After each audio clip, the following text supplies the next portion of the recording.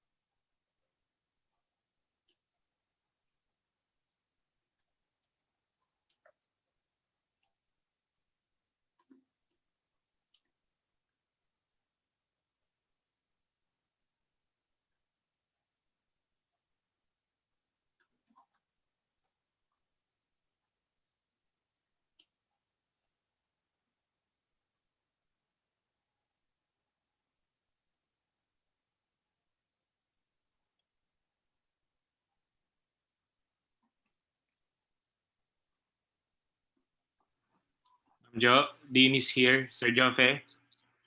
Yes. Hi, Dean. Good afternoon. Yeah. So we're ready, Joe. Yes, we've done the rehearsal. Okay, that's good. Mm-mm.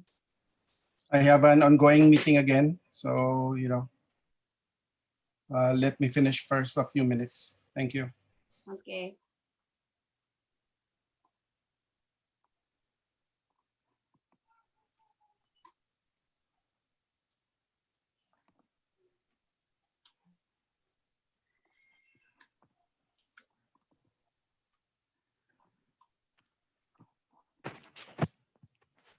It says like it's on live on YouTube. Are we streaming Yeah. now? Yeah. Yes, Army says that we're already live, no? But We're I already live. yeah, but Army. Oh wait, let Are we playing? Yes, sir. Sure, we're live on YouTube na po. Pero until you send the link po sa mga dapat makakita, doon lang po nila makikita yon. okay. Actually, when I go to the computer center's YouTube page, I don't see any Okay, so it's not. indication that there's a Okay. live stream going on. Okay. Yeah. Just wonder why. I thought that once they couldn't see us until we press start the webinar. Yeah. Exactly. Oh yeah, now I understand. Yes, sir.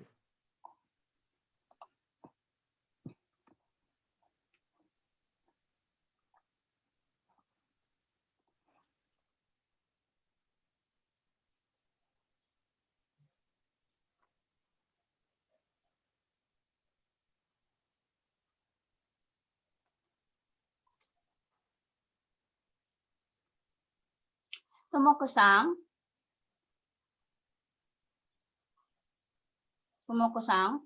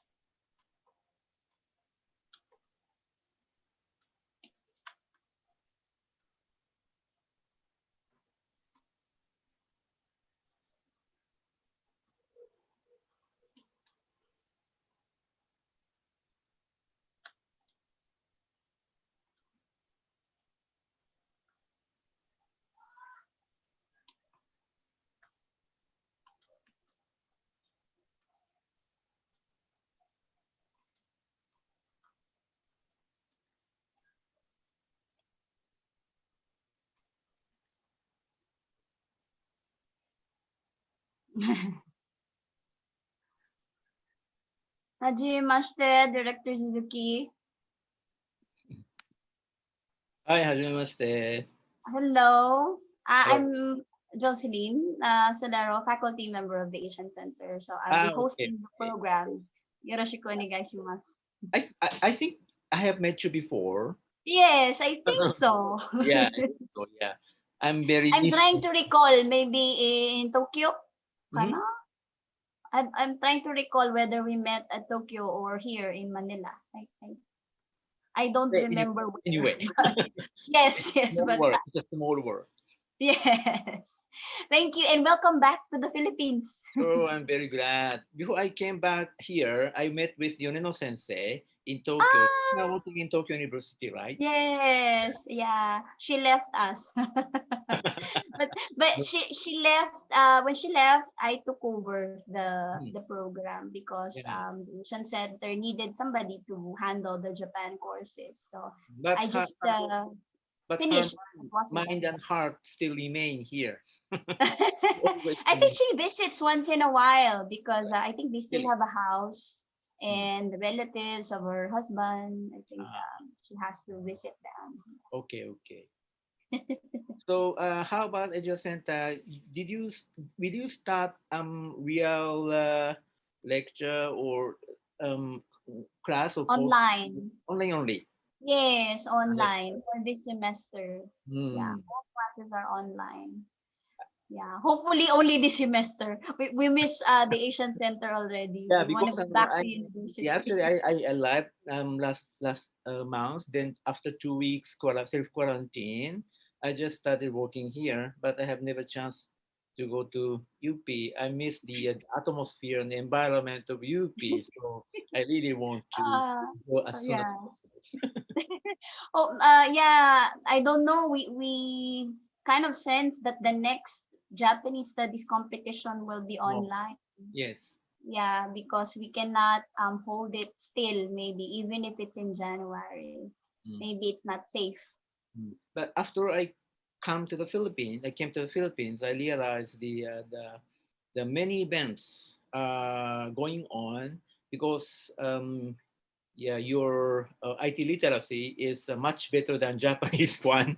That's why very exciting to go ahead about the cultural exchange program. Anyway, we can do it. Yeah. Anyhow. Thank you very much. Yeah. I look Okay. forward to working with you and the upcoming activities of the Asian Center. Hopefully, with your presence, you will grace us Sure. with your presence and support. Sure.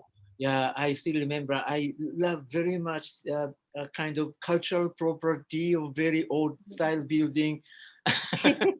I like that. So yeah, I really want to do it again as soon as possible. Yes, hopefully in the next couple of months. I hope there's only a few months. Yeah. We'll be waiting for only a few months. I don't know if it's gonna take us another year like this.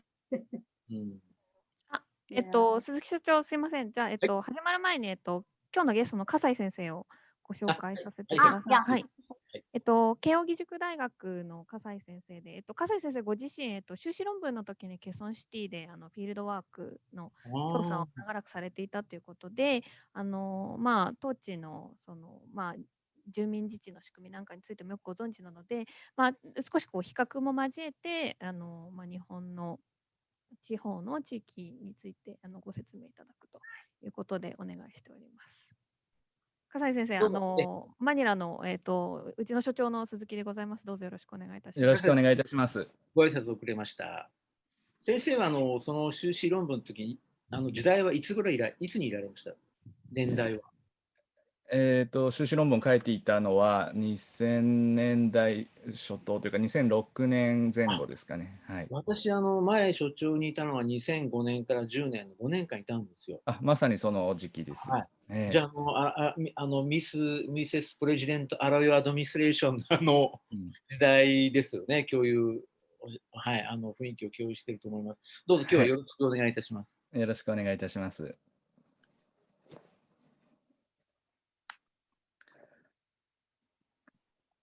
私はフィリピンにいたときは、あまりいろんなネットワークに入っていなくてですね、ひたすらサントドミンゴ教会の近くにある、貧困地区に家を借りて住んでいたものですから、UP にもほとんど行ったことがないですし、なんかこう、アカデミックな皆さんともあまり関わりを持ったことがないまま、潜りのままちょっとフィリピン研究者を終えてしまいまして、今はもう完全に日本地域の研究者になってしまいました。失礼ですが、もし伺えたら、その時の修士の時のメンター、指導教官ってどなたに？指導教員は慶應義塾大学の山本純一という先生でして、メキシコのサパティスタというゲリラを専門としている先生ですね。はい。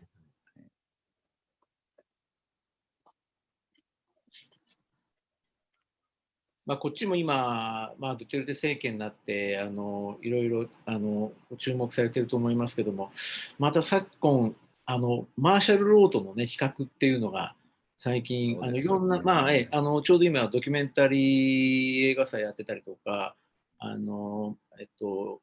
ですね、非常事態宣言の48周年かな、ちょうどありましたもんですから、最近ここ数日はマーシャルロードの比較っていうんで、事態との比較っていうんで、結構アカデミックな世界ではいろいろなるほど。展開されてますね。私も当時、修士課程の時にいろんな方の人生を聞いて回ってたんですけど、やはりそういった中で、そのマーシャル・ロー下で、拷問を受けたとか、拘束を受けたという方々、元活動家の方たちの話を聞くことが多かったので、もし今もフィリピン研究を続けていたら、今とても興味深い時期だなとは思うんですけれども、もうなかなかフィリピンに行くこと自体も少なくなってしまいまして。でこうやってセミナー、シンポジウム、フィリピンの参加していただくのっていうのは、本当に久しぶりでいらっしゃるんですか？もう初めてですね。そうですか。はい。その修士のプロジェクト。はい。はい、そうですね。もう完全にただその地区にいただけなので、あまり本当、こういった国際会議とかもあんまり行ったことがないですね。今は先生、今日ご発表いただくのは日本のはい。社会の話だと思うんですけど、ええ、フィールドとされているっていうのはどちらの方をフィールドとされているんですか？主に全人口があった滋賀県で、栗東市とか甲賀市といった市が主なフィールドです。はい。なるほどね。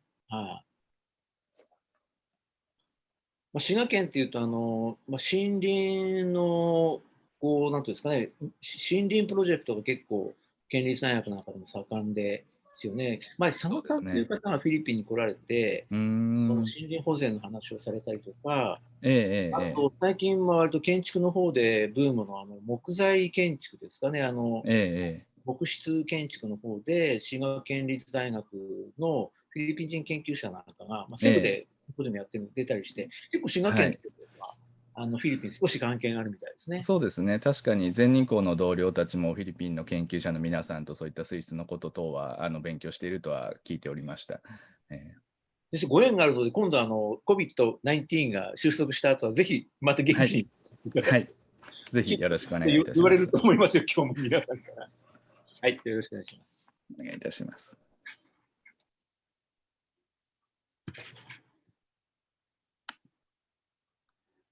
先生。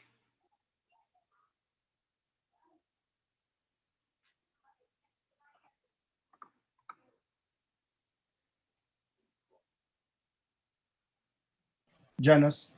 Yes, sir. Yes. John Sensei. Yes. I'll press start the Start now. webinar so that the participants can enter.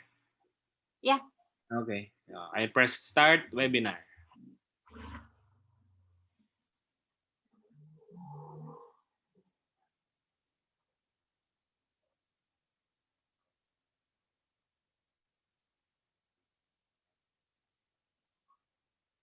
Okay, ma'am, we're starting. So Okay. there are 21, 20. Okay.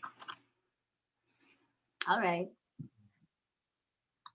Maybe let's wait for them to come in. Yeah. 41, 45, yeah, okay. We still have 3 minutes. Yeah.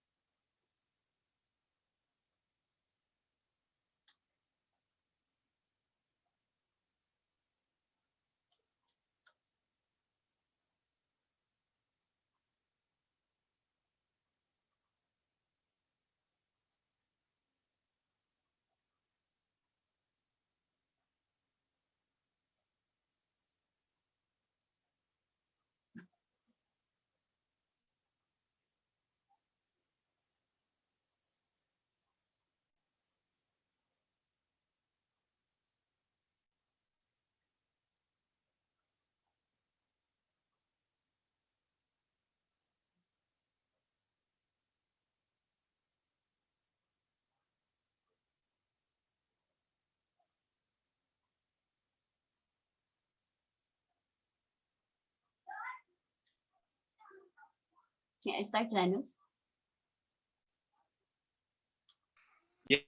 Yes, yes. Okay. Konnichiwa. Good afternoon. Welcome to the annual debriefing and public lecture on Japanese politics and society organized by the UP Asian Center and the Japan Foundation, Manila. No global pandemic can ever stop us from bringing you quality academic talks about Japan towards social, cultural, political, and economic understanding. I am Jocelyn Solera, faculty member of the UP Asian Center and coordinator of the Japan Studies program. To formally welcome you all to this event, I'd like to call the returning director of the Japan Foundation Manila, Director Ben Suzuki, to give us the opening remarks. Hi. Dear Jose Santarita of UP Asia Center, I'm really missing the Asia Center annual staff. And also our guest lecturer, Dr. Yoshinori Kasai from remote area Japan, and our presenters, and to everyone watching this virtual lecture and the briefing seminar. Magandang hapon po sa inyong lahat. Good afternoon and warm greetings from the Japan Foundation Manila. Before starting to work with the Asia Center,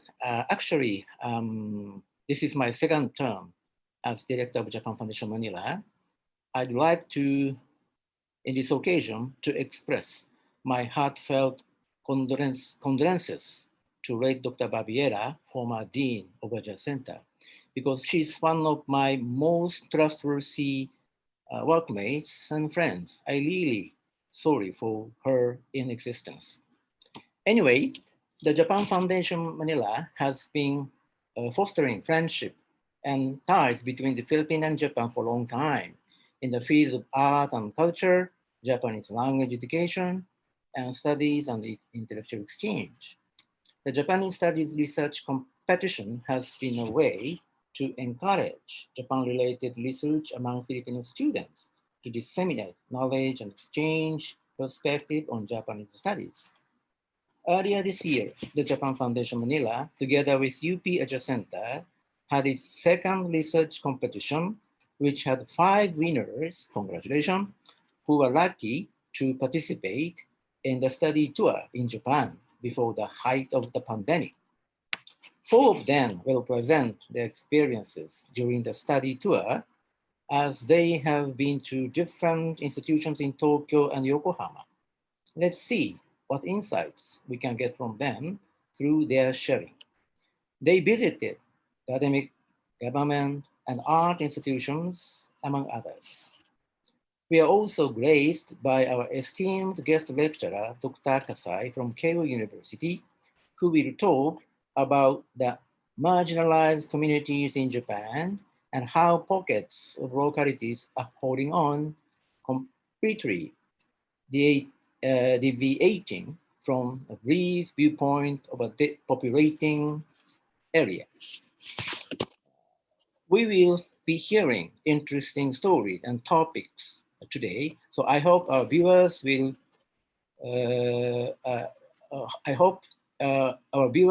take interest in exploring these as your future interest, may it be in research or passion.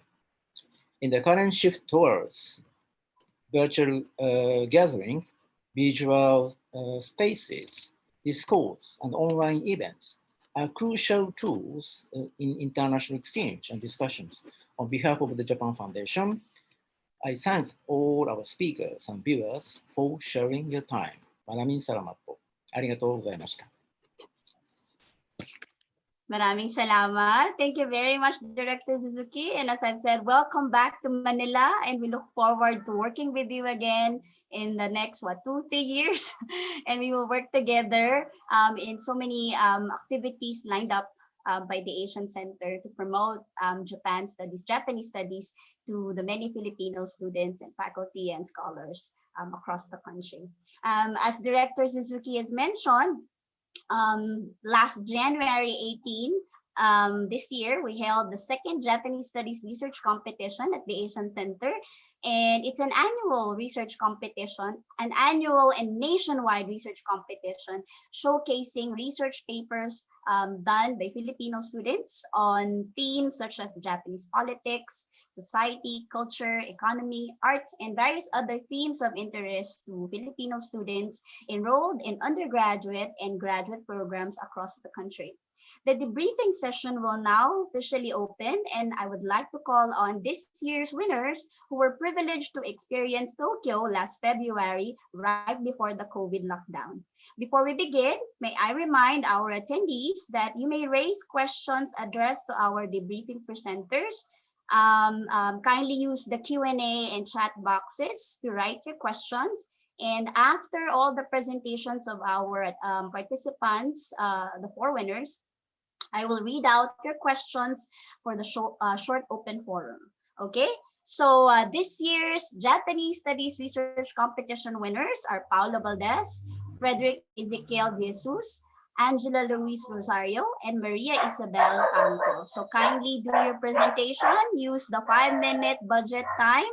Yoroshiku onegaishimasu.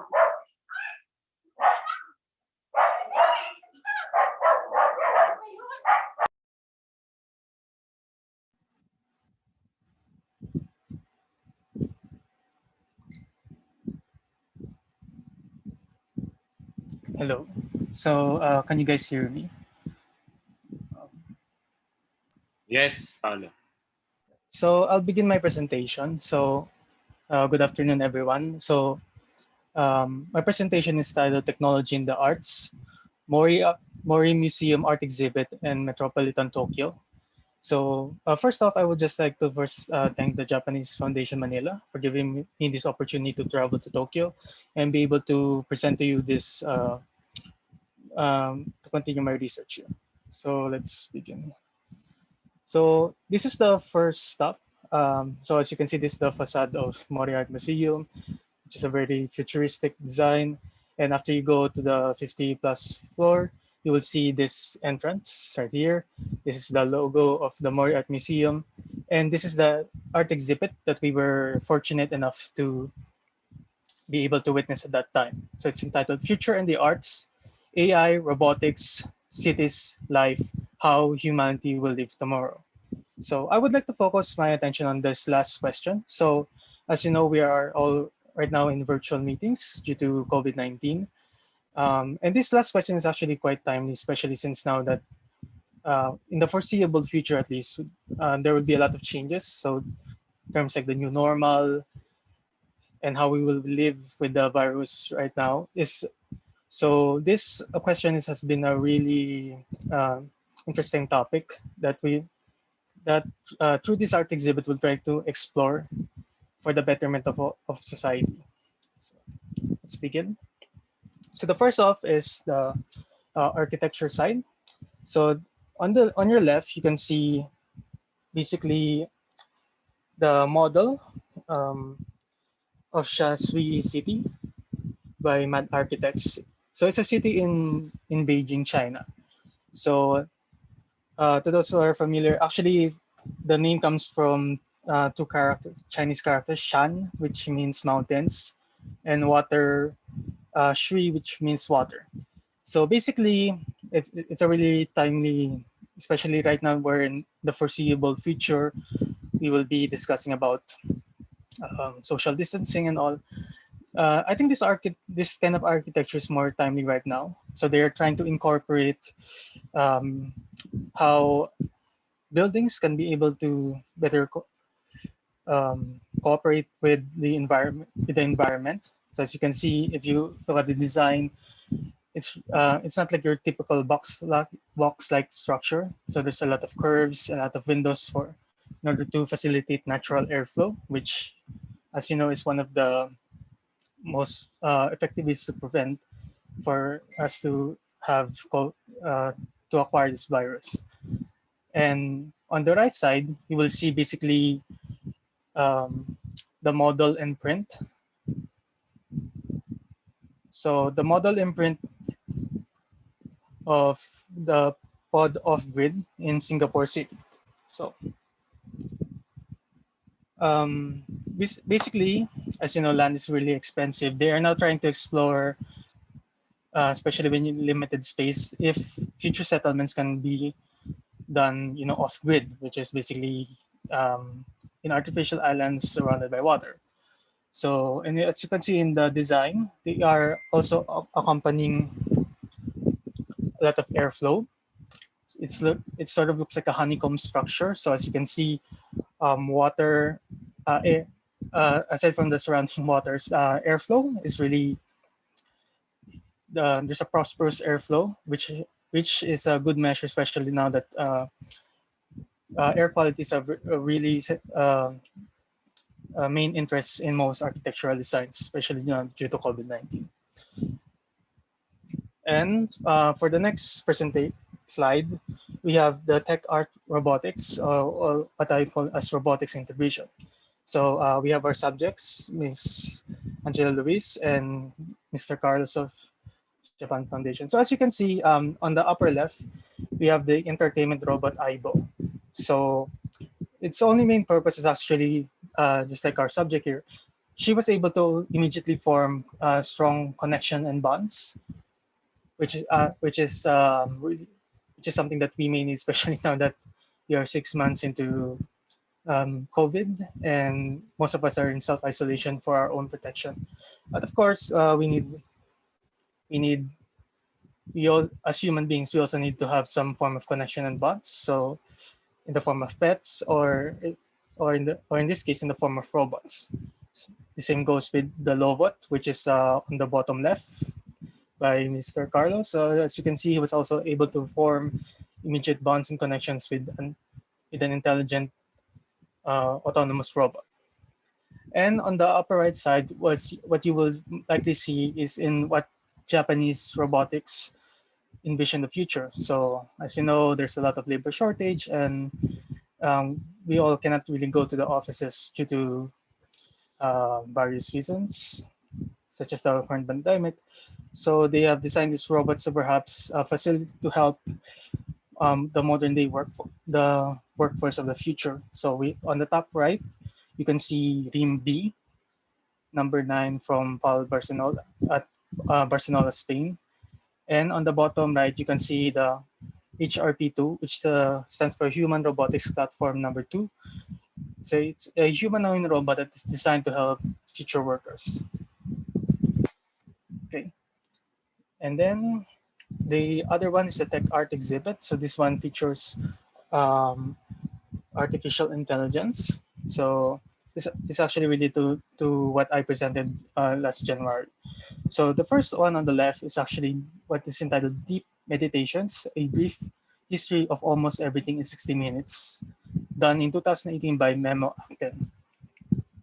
So this exhibit features a generative model.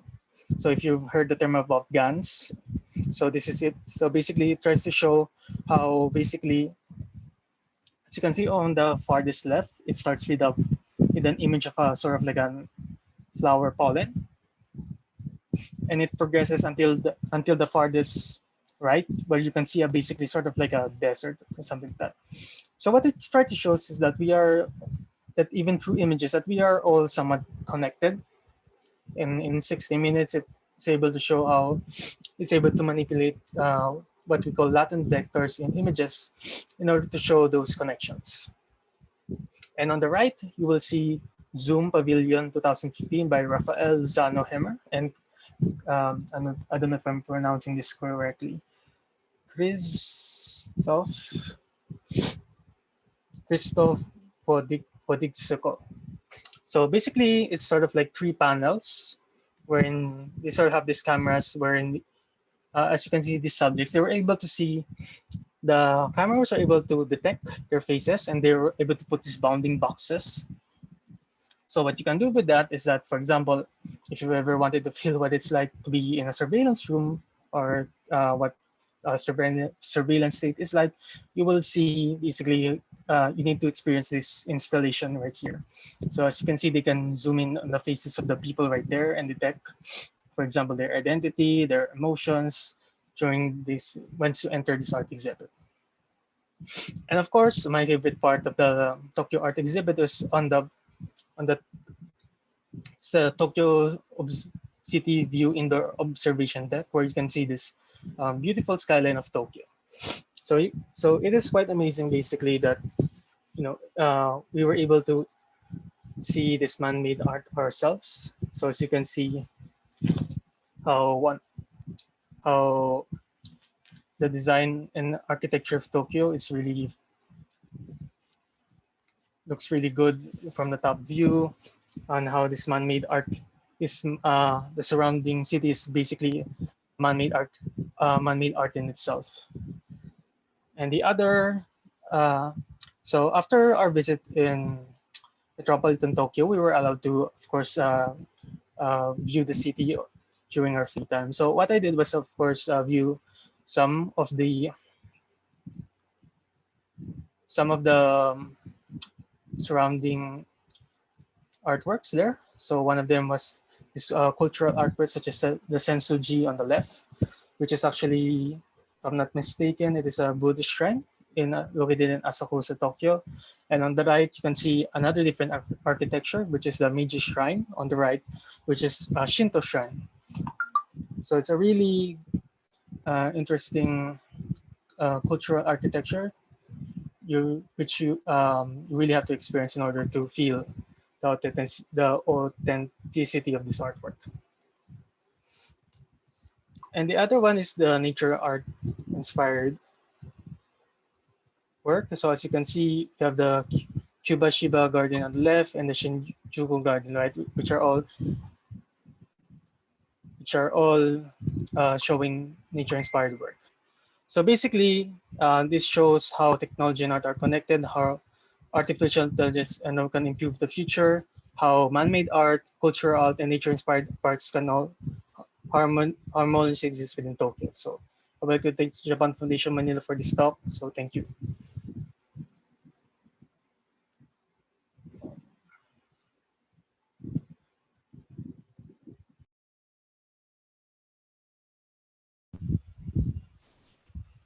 Hello?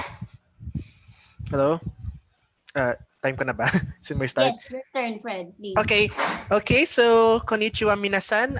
I'm Fred. I was one of the participants of the study tour earlier this year, February.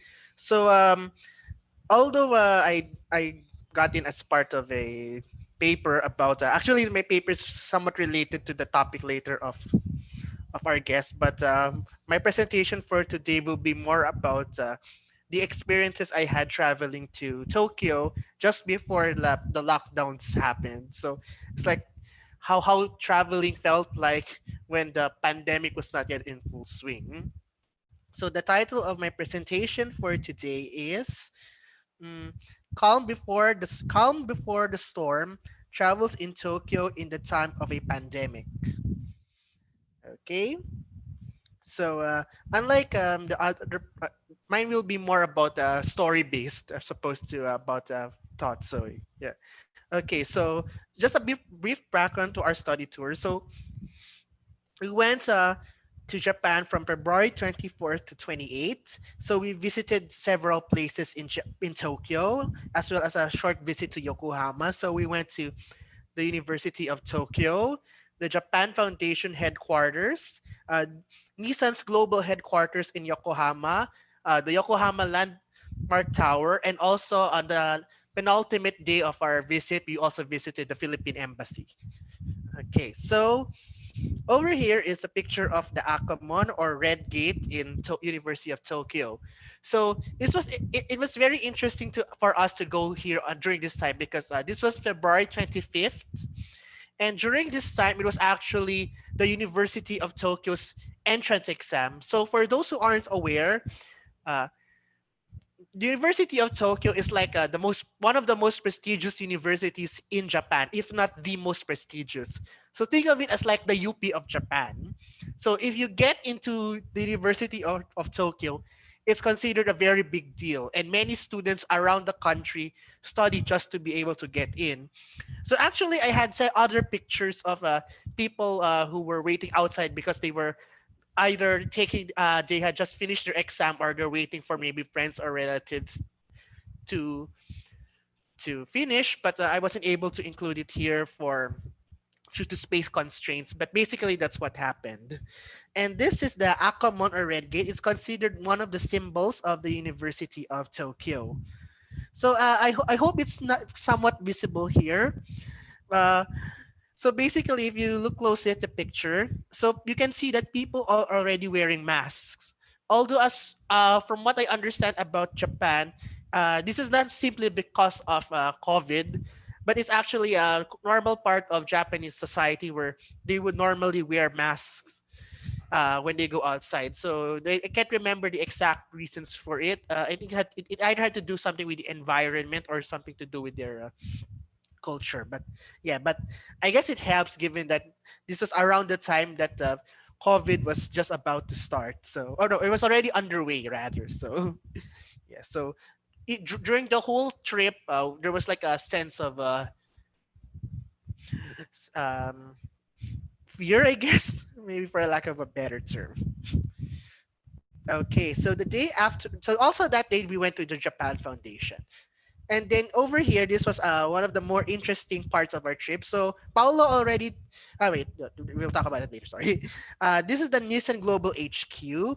So there's on the floor there was an exhibit on like different products of Nissan, different cars, different technologies, and then we also had participated in a lecture, but from one of the staff at the Nissan. So we also went on that day. We also went to Yokohama Landmark Tower. So where we watched a tea ceremony. I think it was already mentioned briefly by Paula. So that's what happened. And then we also went to the Mori Art Museum. So Paulo already discussed a lot about this, but for my own take, personally, I also really like the Lovot robot that you can see here. I think among all the exhibits over there, I spent the most time here because it's so cute to have a robot pet or companion. If only we had something like this here right now, maybe it would be cool. Yeah. So the interesting thing about Nisa, our visit to Yokohama, I forgot to mention this earlier. This is around the time that maybe you've heard of this. Like there was like the cruise ship near Yokohama, and the cruise ship in Yokohama, it was docked. Not, I don't think it was near where we were, but at the time we were scared that perhaps we could get COVID in Yokohama because that was around the place where it was. So we were very, very careful while we were there. So that was around the time that we still didn't know much about COVID or its effects. So we were quite cautious. Okay, so apart from what Paulo already mentioned at the Mori Art Museum, there was also an exhibit about prosthetic human parts. So like, for example, artificial ears, artificial hearts. So I found that very interesting because it showed what the future could hold. And the thing that really caught my interest in this exhibit was there was a part where they showed artificial sushi. So it's like they're showing the fish. They're showing the fish, and they show that the fish is actually made from artificial ingredients. So I think from what I remember, the purpose of that exhibit was actually, it was kind of like a moral debate about if what our developments in the future would be, and if it was worth pursuing those goals, and how it could conflict with our current morals. Okay, and then earlier in the day before we went to Mori Art Museum, we also visited the Philippine embassy, where we met with the Philippine ambassador, and we got a very warm reception and learned a bit more about the Filipino community in Japan, how the embassy in Tokyo interacts with the community, and so on. And just one anecdote, I remember when we were visiting, that area is in Roppongi, so it's like a district of Tokyo where there were many embassies, and there was, let's say, there's like an annual stamp rally. So if those you don't know, it's a popular thing in Japan where you visit various places, and you can get a stamp from visiting those places. And when you do so, if you collect all the stamps, you can receive a prize. So they had something like that for the embassies there, but due to COVID, I think they had to make some changes. Like they couldn't enter the embassies or something like that. It's been a while, so I can't remember. And then also on the same day as the Yokohama trip, my family actually went to Akihabara to visit, to buy some things. So Akihabara is like the otaku capital of the world. So lots of anime related stuff. So we spent hours there buying stuff and looking around. And then we also went to Don Quixote's, so to buy a pasalubong for friends and relatives. And it was interesting then because even back then there was already like the specter of COVID, so everyone is very careful. So people really didn't want to, like us in the group, we didn't want to stay around so long because they're scared of the virus. And then of course, does anyone recognize what this is? Well, I guess we can say this is the highest profile victim of the COVID in Japan. So for those who don't recognize this, this is the Olympic Stadium. So as we all know by now, it's been postponed to next year because of the virus. It was supposed to be in July. And it's actually very interesting going there because while we were there, it seemed like Japan was so excited for these Olympics. Like there were promotional materials everywhere. There was like a building with near our hotel where you could see the mascots, and then they were actually, the Japan would have already launched a new taxi. So this taxi was made in preparation for the Olympics. So it's like supposed to be a more friendlier for senior citizens and the disabled or something like that. So you could really see how much they were giving effort to these Olympics, and then all those plans went poof. So it's kind of sad that it came to this, but at the time I think people were already fearing for the worst because they didn't want. It was hard to imagine that things could go wrong because of a pandemic. Okay, Yes. Fred, kindly wrap up, please. Yes, okay. There's a lot more that I want to say, but due to time constraints, I think we can end this here. So I hope you enjoyed this little talk. This was not actually my first visit to Japan or even Tokyo, but it's probably one of the most fulfilling. So hopefully, even though you weren't in our shoes, you were still able to know a bit about what exactly we did and what we were feeling. So thank you very much, and we hope to see you again in our future, and maybe do something in the future. Arigato gozaimasu, minasan. Thank you.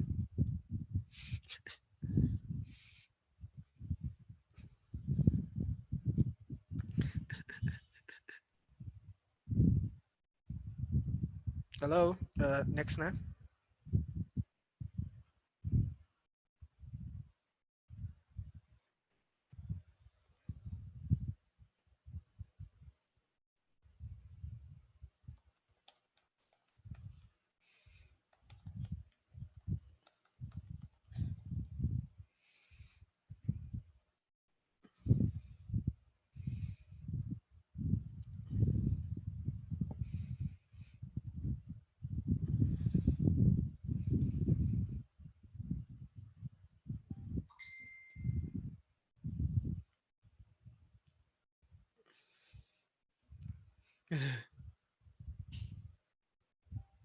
Nag-wrap up na ako. Luis, we cannot hear you. Hello. Yes, Can I restart? Yes, please. Okay. Sorry, everyone. So, konnichiwa. Watashi wa Louise desu. So, hello, everyone. I'm Louise, and I'm going to talk about finding a safe space, dialogues with the University of Tokyo, or Tokyo University, Tokyo Daigaku, and the Japan Foundation. So, actually, this is my third time going to Japan. But my first time, I went there for to study Japanese language, and then the second time I went for a workshop. So it wasn't really something really vague, just to study the Japan culture or really understanding Japan based on my research interests. So this is the itinerary of our tour. So if you can see, we were there for 5 days. And I'm going to tackle this talk based more on how I experienced the tour as an academic. Okay, so during the first day, we just went for the flight, and then so the last day for again flight going back to Manila. So our day in Japan actually started during the second day. So we were all understandably excited because we were about to go to the University of Tokyo. And during that time, as Fred mentioned, it was the entrance exam. And what I immediately noticed was during our limited stay there, because we had to get special passes, was the gender imbalance in the University of Tokyo. So there are a lot of males versus females. It's hard to see the females among the crowd, the women, the girls among the crowd, because there's really a lot of males taking the exams. And then after that, we had a talk with Nishizawa Sensei. So Nishizawa Sensei welcomed us in the University of Tokyo and had a lecture regarding demographics. So since we were all interdisciplinary, he kind of gave us, he let us relate our topics, our interests on the demography. So for example, my interest is more on gender. And so when he talked about what can we do about the difference, because Japan is an aging society, and the Philippines is booming. You know, we have a lot of people. We have a high fertility rate. So what can we do to help each other? You know, mutual cooperation. So we were able to say, we were able to comment based on our research interests, which I think everyone, my co-participants, really appreciated, because we were able to say what we really wanted and based on our perspectives, our research interests. So the image here that you can see on the left, that's Nishizawa Sensei, and then on the middle, I think that's the famous Yasuda Auditorium outside where we're standing, is where we had, or there in the past, where the Todai students had riots during the 1960s.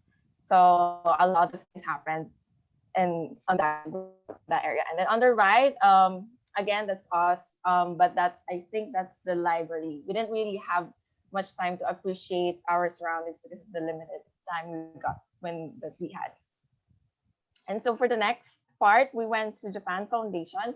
And again, we didn't really know. This time, we didn't really know what to feel, because we thought that, oh, isn't it too early to have a debriefing? But then, well, it went really well from my perspective, because Shigezawa Masayo-san and Fujita Shion-san were the members of the Asia and Oceania section. I don't really have a picture of them because we just really had kind of like a talk in a small room. So everyone was again asked to, okay, what are your research interests? Maybe they were checking out why we are the participants of the study tour. And then we were able to talk about social and labor issues, gender issues. Again, I guess it was kind of like extending what we were talking with Nishizawa Sensei. So it was really, we really appreciated it, because you're in Japan Foundation headquarters. Okay, as an academic, you would think that, okay, they're sponsoring us, so maybe we need to be careful with what we have to say. But with the members of Japan Foundation, even with the people we're with, the one who accompanied us during the tour, Nakamura-san, and the others, were very, even though they're Japanese, they were very open-minded, that they were aware that, okay, yes, we're here to promote Japan, but we also know that Japan has issues like any other country, right? And so we really appreciated when they asked us for our opinions. Oh, what do you think? What can you see about Japan that maybe they could not see as Japanese, citizens? Because you're so used to being there, you don't notice some of the issues. And I think both parties really benefited from the talks that we had, even though they were very informal. And I guess that was That's what also made it better. And so my talk is about safe space because I felt that the tour was a safe space for academics. You were free to ask questions, any kind of questions. You're free to make commentaries. You had fruitful dialogue, so there was cultural exchange towards understanding each other, and you're able to somehow direct things on what we were really interested in. So, for example, the tour is very vague. We had tours in the museum, we had tours in University of Tokyo, we had tours in different areas. So you can see that, okay, what does gender have to do with this? We were able to do that because we were asked by the people to do that. We wouldn't have thought about it before. We're like, oh, this is just a tour. We're just going to enjoy, but not really. We were asked to, incorporate our research there. So relating research, and with the University of Tokyo, we were able to talk about the labor and gender issues, and then on Japan Foundation, the social issues where Japan and the Philippines could, benefit from each other in different ways. And there was no need to hold back as an academic. That's all. Thank you so much. Arigatou gozaimasu.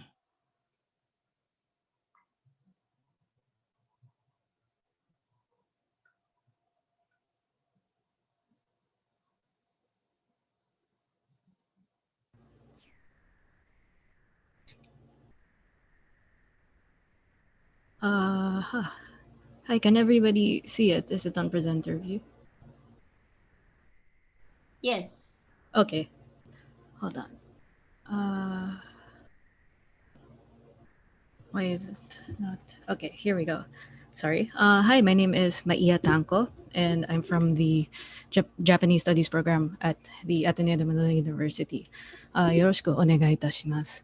So, the title of my presentation is Ichigo Ichie. It literally translates to one time, one meeting. And in the program, it says on the experience of Chado and another activity that I chose. But in order to adhere to time, I think maybe I should just stick to one activity.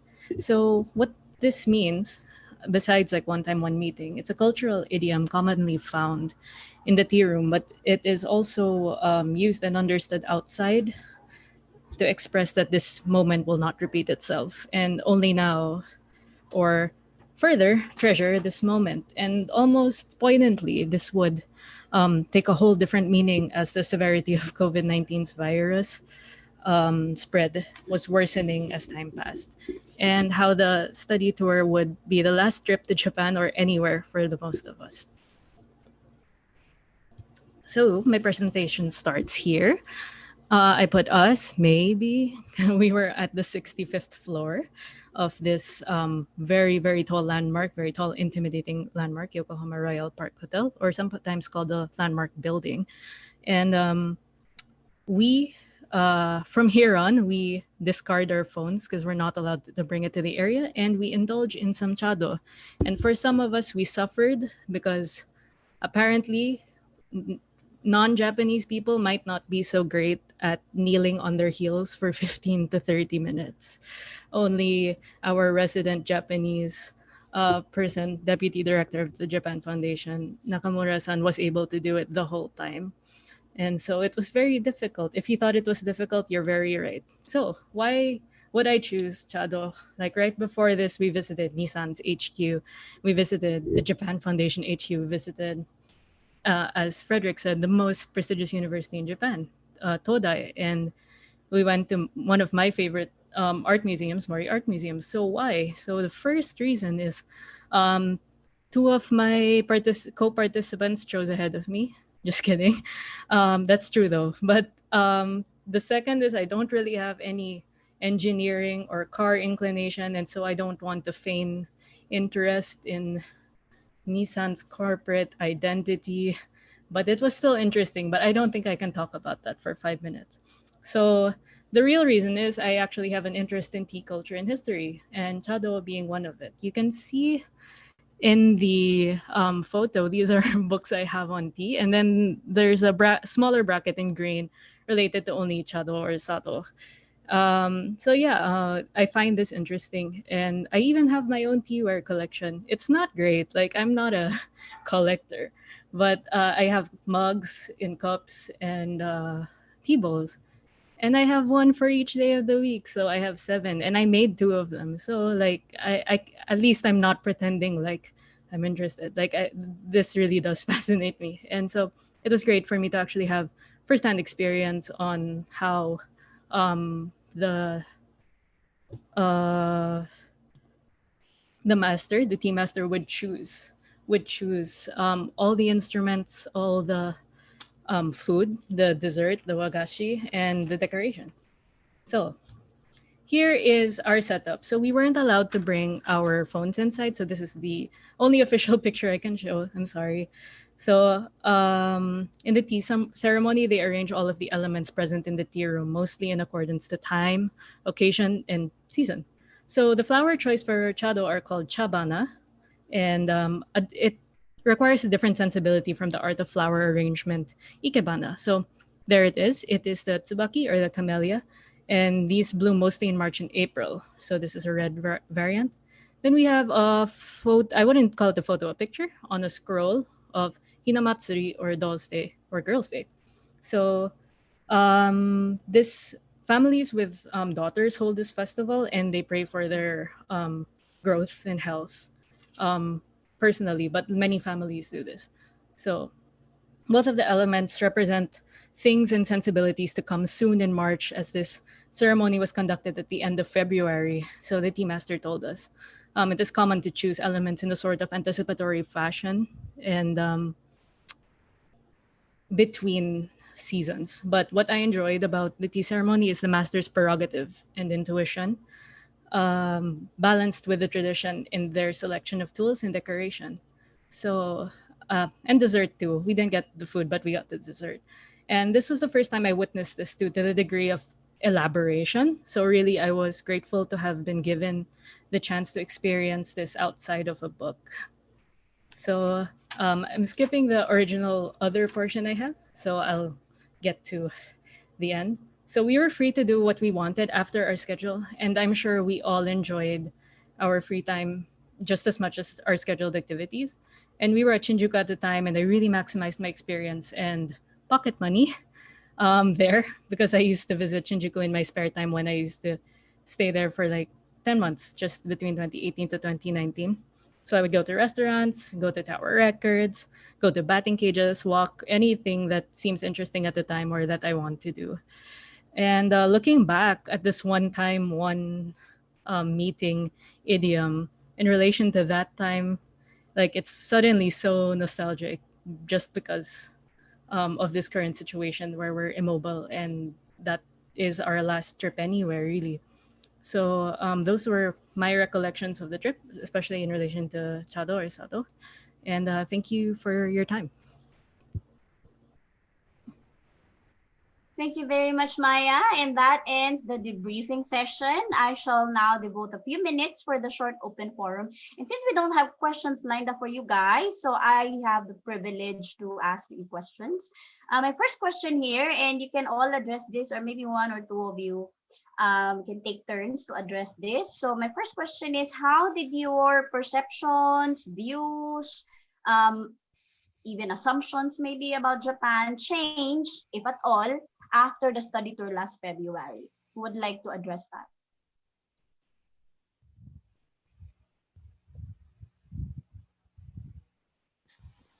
Did any of your pre-existing views, assumptions, change after the study tour? Or are there new learnings that you would like to impart I think Fred would like to answer that question. Yes, Paolo, go ahead. I think it's Fred was the first one. Actually, I was going to nominate Paolo. I was actually going to nominate Paolo to answer it because he was the one who was the first time visitor. Oh, yeah, guys. Yeah, Paolo, same. and then maybe Fred after. Okay. So I actually grew my respect for Japanese culture. Really, I would say grew even more when I visited Japan. So I was able to experience firsthand how harmonious Japanese culture is. And as the last part of my presentation, it was actually really fascinating to see like all three forms of arts, such as man-made, cultural in the form of temples, and natural art. They're all coexisting within Japan. So I think it's only in Tokyo, Japan, and in that country that can be done that. So for example, here in the Philippines, there's a lot of issue with the recent natural art to improve, but unfortunately, there's some pros and cons that comes with that. So that's my answer to that question. Okay, Fred?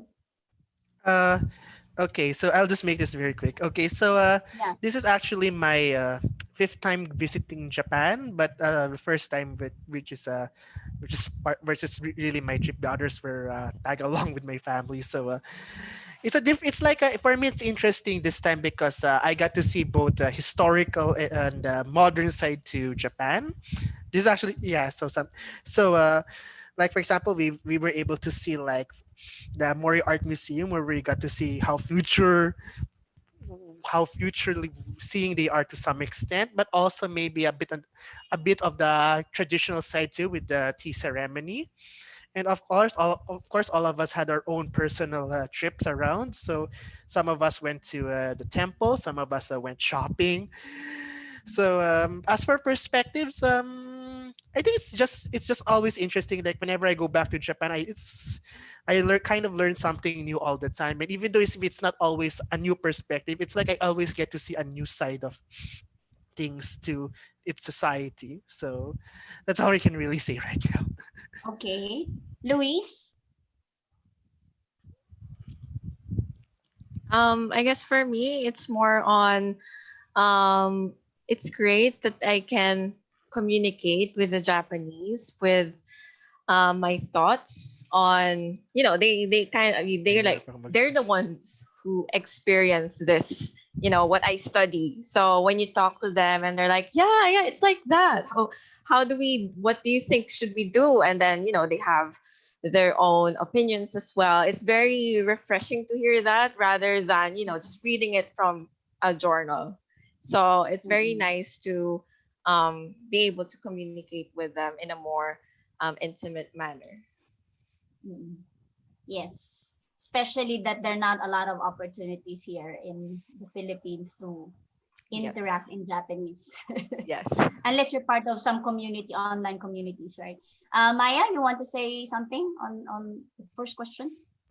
Oh, rather than really changing any perspectives, I think my perspectives are just informed. So with any culture, even our own, I try not to go with a cemented expectation as to how people will behave. So it like with Fred, like maybe your perspective doesn't change, but like you see a lot of new sides, and that makes a more holistic I don't know, view of the way Japan can present itself to you, and also how you are situated as a Filipino in Japan. So it's almost intertextual with the way it works. Okay, thank you. My next question has to do with what now? What's next? Okay, so how will you put to use your experiences so far doing research on Japan and joining the study tour? So how are you going to process all those experiences? Are there any upcoming, application, opportunities for you to process all those experiences? Who'd like to start? Paolo, are these experiences any helpful to your thesis or research projects? Yes, actually, it's very helpful. So right here, I kind of know what, from the public perspective, what fields in artificial intelligence I should focus on in order to gain more, in order to impress the audience, what data I should focus on. So it was a really wonderful experience. So I would like to thank Japan Foundation Manila and our fellow participants, Tomoko-san and Carlos, and Mr. Carlos for this wonderful trip.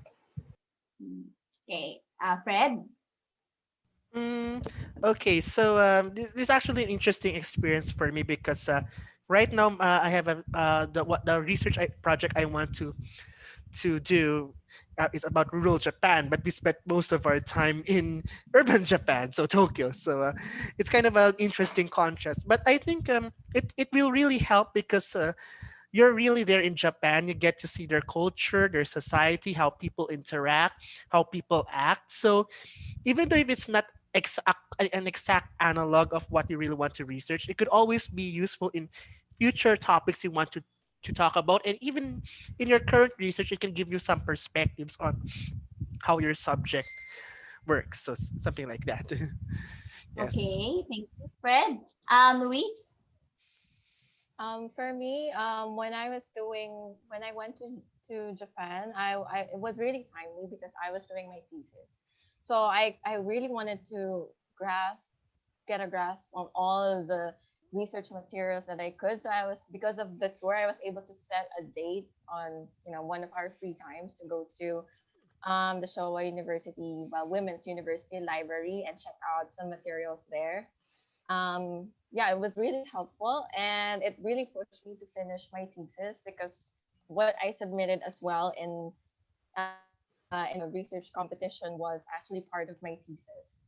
So it really helped me, I guess, frame and structurize my research work even more because it will be scrutinized by a lot of people.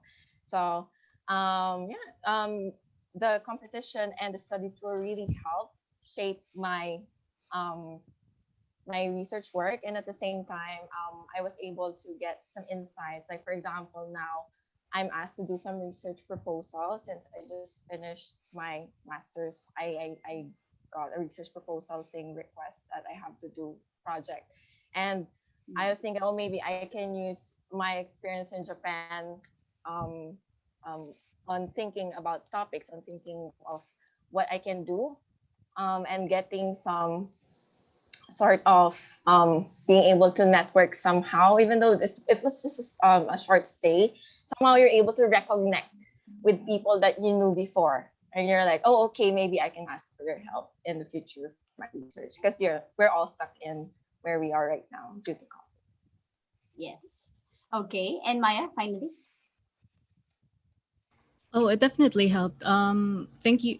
Thanks to Nakamura-san and maybe other people in the Japan Foundation Manila, they were able to at least let me touch base with somebody in the film division of Japan Foundation headquarters, and that's a big deal since it opens up a part that I cannot see based on just interviews with people in Japan Foundation Manila in the choices of films that go into the film festival. And that was what I wanted to do and it is still something I want to do for my thesis research. As to how it influences going forward, so that is obviously a great link to tap into in the future when I'm ethically approved to interview. But I know, right? Yeah, so when the defense is done and you can get those clearances, then it would be great to touch base again. Also, like with Louise, I got into programs and I got a grant, but then like because of COVID, like you can't even travel, and like people are probably scared of my passport, and I don't blame them. But like, so unfortunately, we are going through these major changes at the moment. It was a great experience. It's just really bad timing at the moment. I think it would have opened up a lot of doors for people doing Japanese studies, like Luis and I and Frederick and Paulo, who even still learned a lot from, let's say, Mori Art Museum and Nissan for AI, things like that. So yeah. Right. Okay, so my final question is, we still have a few more minutes before we close this session. Would you like to encourage students attending this webinar right now to join the third Japanese Studies Research Competition? Yeah, that's happening in January. Maybe you could offer some tips on how they can win the competition, and also how to do research in the time of COVID. Okay, so anybody? Paolo would like to start again? Sorry, can you repeat Maybe the encourage question? other engineering majors to join the third Japanese Studies Research Competition. What pieces of advice could you give so that they can also win the competition? So I would like to encourage everyone, so not just in the engineering discipline, but all fields, to participate in this competition. I think it's a really wonderful experience. You know, each one of us has our own specialization and different strengths. So I think you should focus that and try to present it in the light of Japanese culture. And I'm sure the presenters here, they're all very welcoming and will open arms accept all of your research ideas. So thank you. Yeah. Fred? Mm. Oh, give me more.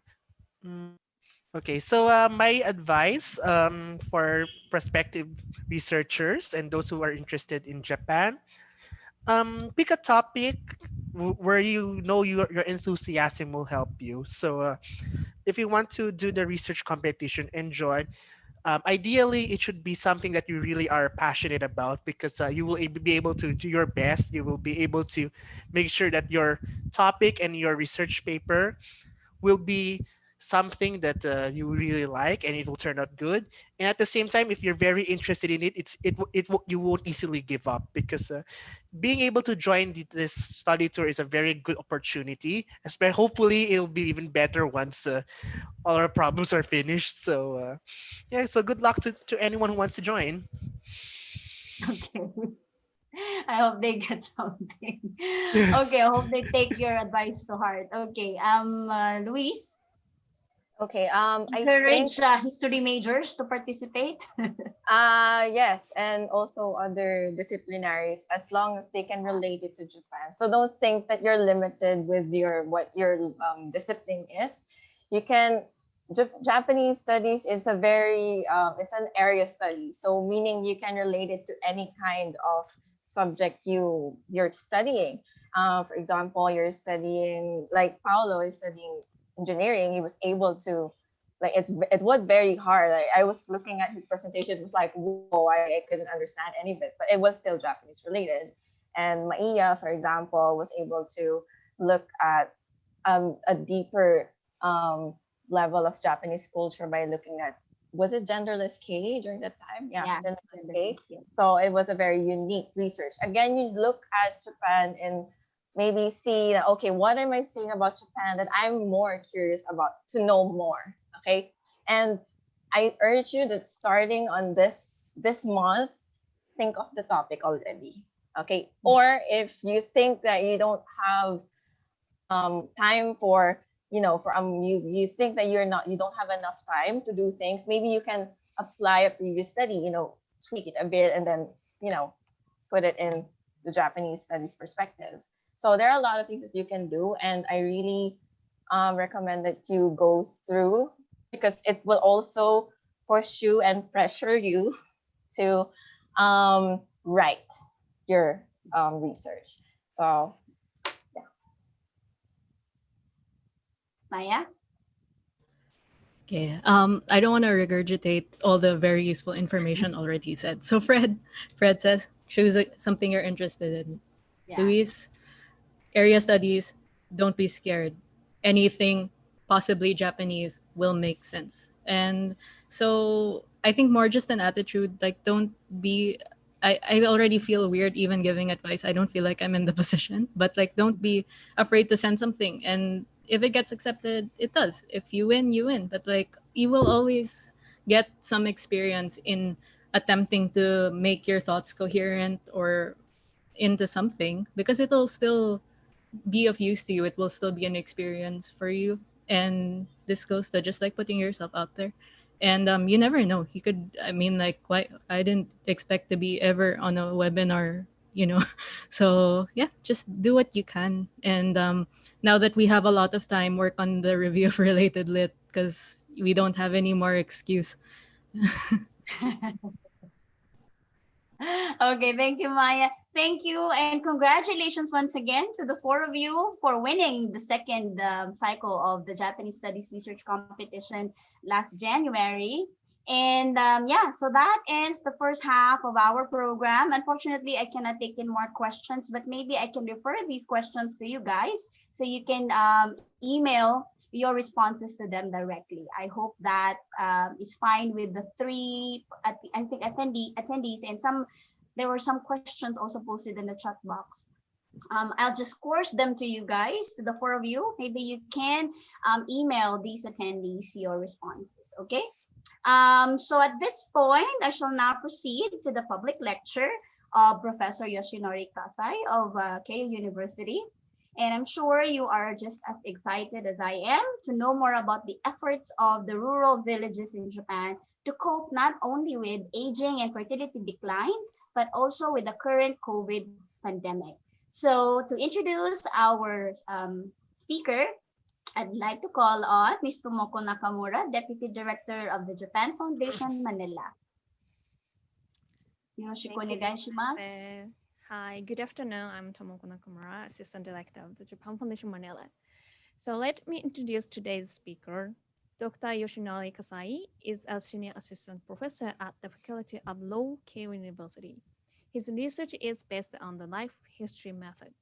His major works include the idea and manners of conviviality, basic seminar sociology, and local community from the viewpoint of a case study on Sagicho, which is banner of the Fire Festival of Japan. He obtained his master's and doctorate degree on media and governance from Keio University. His master thesis was titled Participatory Governance and Publicness, Case of Quezon City in the Philippines, and he did his fieldwork research here in the Philippines. He's also good at Spanish. In 2018, Dr. Kasai was invited to Barcelona to give a lecture to commemorate 150 years anniversary of Spain-Japan diplomatic relations. So please, Dr. Kasai, floor is yours. よろしくお願いします。Thank you, Tomoko-san. Can you hear me? Yes. Thank you. Magandang hapon sa inyong lahat. Good afternoon, everyone. I am honored to, I have to share my screen. Sandali lang ho. Okay. Good afternoon, everyone. I am honored to have this opportunity to present a lecture at the Asian Center co-hosted by the Japan Foundation.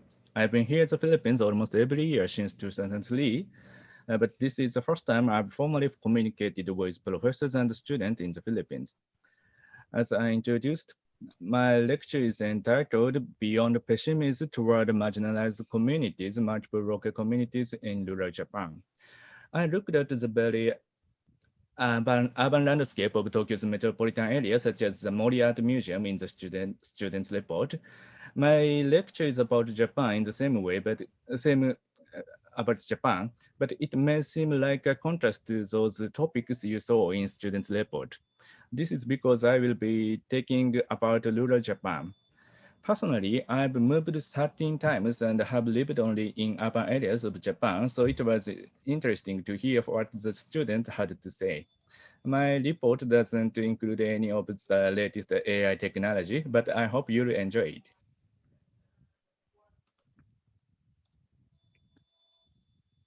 My name is Yoshi Kasai.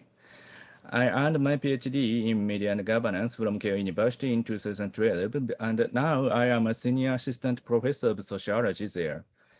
Before I returned to the university last year, I worked as a researcher at the Urban Policy Institute of Yokosuka City for 1 year and as an Associate Professor of Sociology at Ryukoku University for 7 years. Ryukoku University is in Shiga Prefecture, located in the southern central region of Japan's main island, Honshu. Today, I will introduce some cases of villages in the Shiga Prefecture, because I had visited many villages there and had collaborated with their residents in my research. I have also edited and written some books, but I'm afraid they are all in Japanese.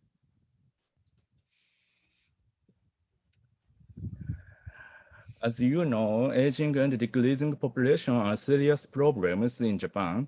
In 2014, Mr. Masuda, the head of a government committee on local revitalization, showed a list of local extinctions, or 消滅可能性都市 in Japanese. In this context, local extensions refers to local population decline areas. About 900 local government units, LGUs, were listed out of about 1,800 LGUs as being in danger of vanishing by 2040. The Japan Times reported Master's detailed report of population changes uses the latest official figures from the government's National Institution of Population and Social Security Research to show that 896 cities, towns, and villages throughout Japan were facing extinction by 2040. The map on this slide is a population decline map provided by the Nikkei. Mr. Masuda pointed out LGUs whose numbers of women between the ages of 20 and 39 will decrease from 2010 to 2040, those prone to extinctions. These endangered LGUs are shown on the map in red and purple. This report shocked many LGUs, and the pessimistic views was deemed both sensational and widespread. In actuality, LGUs rarely disappear. Historically, large parts of the LGUs sometimes have been lost due to dams and other developments and disasters such as tsunami. However, even in those cases, it is not often that the GLGU itself is lost, but the hamlet units that make up GLGUs. In other words, GLGU is too broad a unit to debate whether it will disappear or survive. Another question is whether we can judge sustainability based on the factor of population alone, but I'll expand on this point later. To express the situation when an area has a low population, the term underpopulated area, or kaso in Japanese, literally too low density, has been used widely since the 1960s. In the early 1990s, sociologist Professor Akira Ono showed a new concept, that of a marginal hamlet, or genkai shuraku, literally a limitative hamlet, because he thought that words and the populated area were not enough to express the severity of the situation. He defined a marginal hamlet as one where the population is aging and the function of the community is becoming limited. In this definition, he originally mentioned not only to the population, but also to the limitation of the community's function or its social life, such as cooperation in ceremonial occasions, agricultural work, and road repairs. The term marginal or limitative hamlet has been widely accepted by the public because the word limitative has a strong impact. In the process of the term's change from an academic term to a general one, the aspect of population has become too focused upon, so that the definition is now believed to one of a hamlet where more than 50% of the population is elderly. The picture on the slide was taken in a so-called marginal hamlet in the Ishikawa prefecture. The hamlet has only 11 families and about 30 people in all. All young people in the picture were my students who were visiting to hear the life histories of the residents as part of their coursework. There are, of course, many problems in people's daily lives, and the situation will become more difficult for them in the next decade or so because some of them will have to give up driving. Driving by the elderly has become a social problem in Japan, and some of them have voluntarily returned their licenses. However, in these rural areas, it is difficult to leave the villages with a car, and shopping for daily necessity is also difficult. But as you can see by their expressions, they are not living pessimistically on a daily basis at the moment. By the way, I guess you expect me to introduce you to the realities of life in rural Japan, and you might feel bored hearing the explanation of some concepts. Don't worry, I plan to introduce some of my experiences from my fieldworks every few minutes. When you see the background color of a slide change to yellow, you know those slides are to share my experiences with you. I love these pictures, which were taken in the same community I showed you in the previous slide.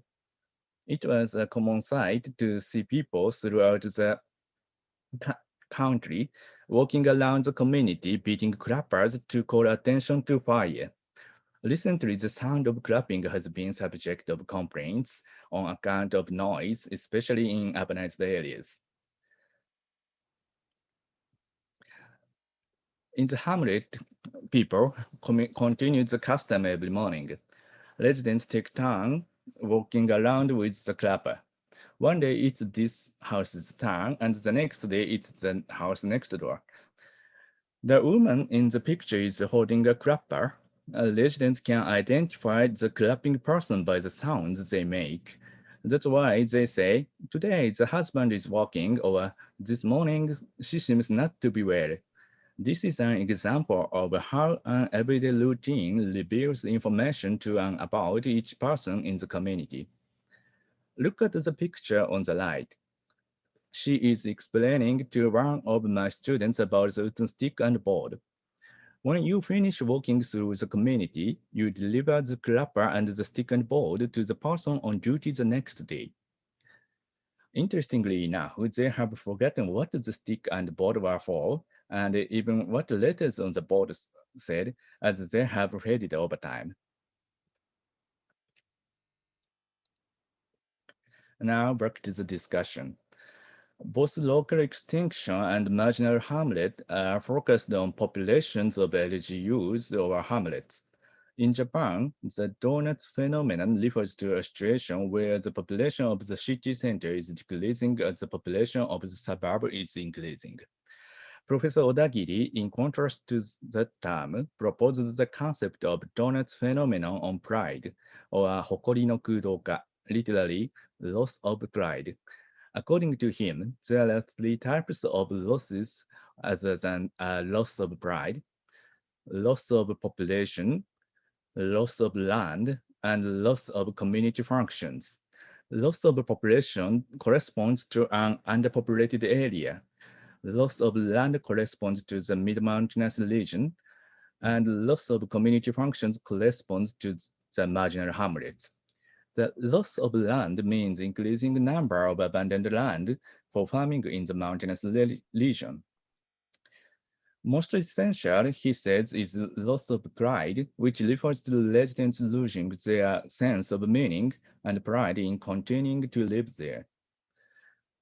Professor Yamashita criticized the marginal hamlet problem as an invented problem and pointed out that there are few cases of disappearing hamlet after marginal situation. He doesn't say the problem is entirely fiction, but he does raise some questions, such as the excessive attention paid to the rate of aging and ambiguity of the word hamlet or shurak in Japanese. Professor Tokuno is known for his research method T-gata shurak tenken, or literally T-type hamlet assessment, which is a resident-oriented participatory survey. In the method, a hamlet is taken as a collective of families, not individuals or households. And the family includes not only current registered residents, but also living apart adult children who left the hamlet, their hometown, and sometimes visit their families and support their lives. I think Tokno's discussion is understandable for you Filipinos because you are familiar with the idea of considering living apart adult children still to be household members, and they support their parents even though they live apart. But as Tokno has noted, existing concepts such as local extinctions and marginal hamlets don't pay enough attention to them because they are not counted as part of the local population. So those eye-catching concepts lead to the spread of pessimism and trigger a loss of pride, which lets Hamlet go towards actually disappearing. Now we need to discuss the next question. What is the unit of area, GLGU or Hamlet? But what is Hamlet?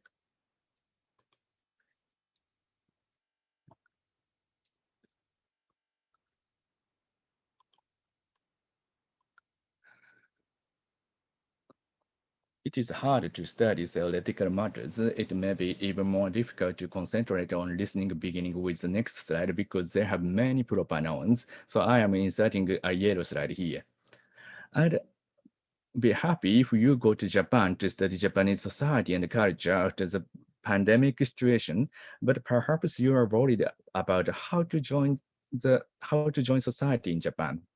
I also had some anxiety like that when I first studied in the Philippines. I had no affiliation to universities there. I first went to the Philippines in 2003 via a study tour headed by a Japanese NGO that was a partner of PRRM, one of the oldest and most important NGOs in the Philippines. When I decided to enroll in master's course, the Japanese NGO introduced me a Filipino coordinator, Naidari. I called her Atedari, and she and her NGO members are still my coordinators. I feel like they are my family in the Philippines, or I can say that using a framework of socialization, they are significant others or convoys for me. The term convoy was used by David Brass to refer to consociates who share experiences with each other during a specific period in their lives. I stayed in NGO's facility, a shelter for abused women, originally, in Barangay Santo Domingo, Quezon City, for a total of 1 year. I read books, wrote papers, and sometimes participated to master's course via Skype from upstairs. I often come downstairs and open the door to welcome children in. The children told their parents about me, so I sometimes heard them call out Yoshi with a gesture of smoking cigarillo. While walking down the street, it is important for your research to have a good network, but don't make it only devoted to your research. In my opinion, you can begin your research even after you build a rich network. The cooperation and understanding of local officers, such as the barangay captain and kagawat, are also important for staying safe and gathering information. In my case, I asked the captain to issue me a residential ID, and I got a library card by using the ID. And this made it possible for me to get many materials from the city library. Still, it was difficult for me to get interior documents for Quezon City. Next, I sent many formal letters to the related offices and the mayor's office, but received no response. Eventually, I met Dr. Sherry David at an international conference and I asked him to write a letter to the mayor. After getting his letter, the city issued an allowance letter for me to get some documents related to my research.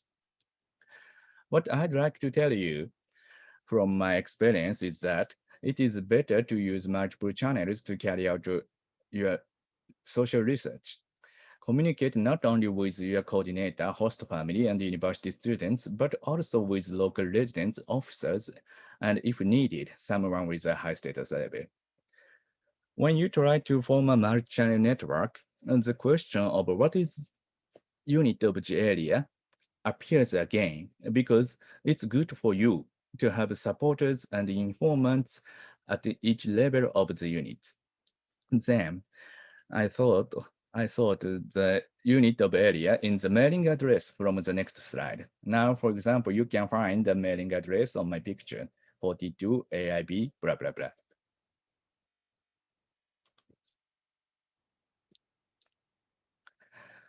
The highlighted yellow text in the slide shows the mailing address where I stayed in the Philippines. We can see 3 levels of LGUs here.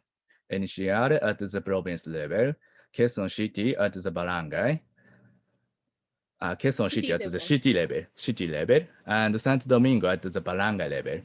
The barangay is the smallest administrative division in the Philippines. In Japan, there are barangays, so cities, towns, and villages are the smallest administrative units. The mailing address of my university is 21514 Mita, Minatoku, Tokyo, and my research base is 364 Megawa, Rittoshi, Shigaken.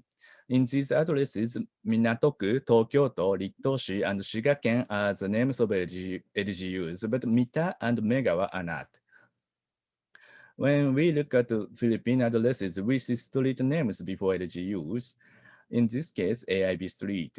In Japan, Kyoto also has the same system, which shows addresses by street names. But generally, area names such as Mita and Megawa are put in the addresses. The next question is, what kinds of areas appears in the mailing addresses?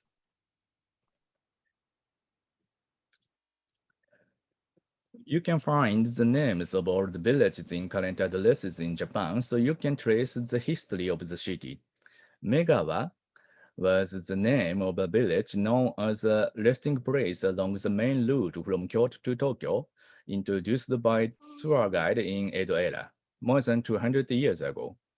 Japanese villages have experienced mergers many times. Megawa village was merged with Harutamura village in 1889, and Harutamura village merged with Little Town in 1954. The town became a city in 1991. Harutamura village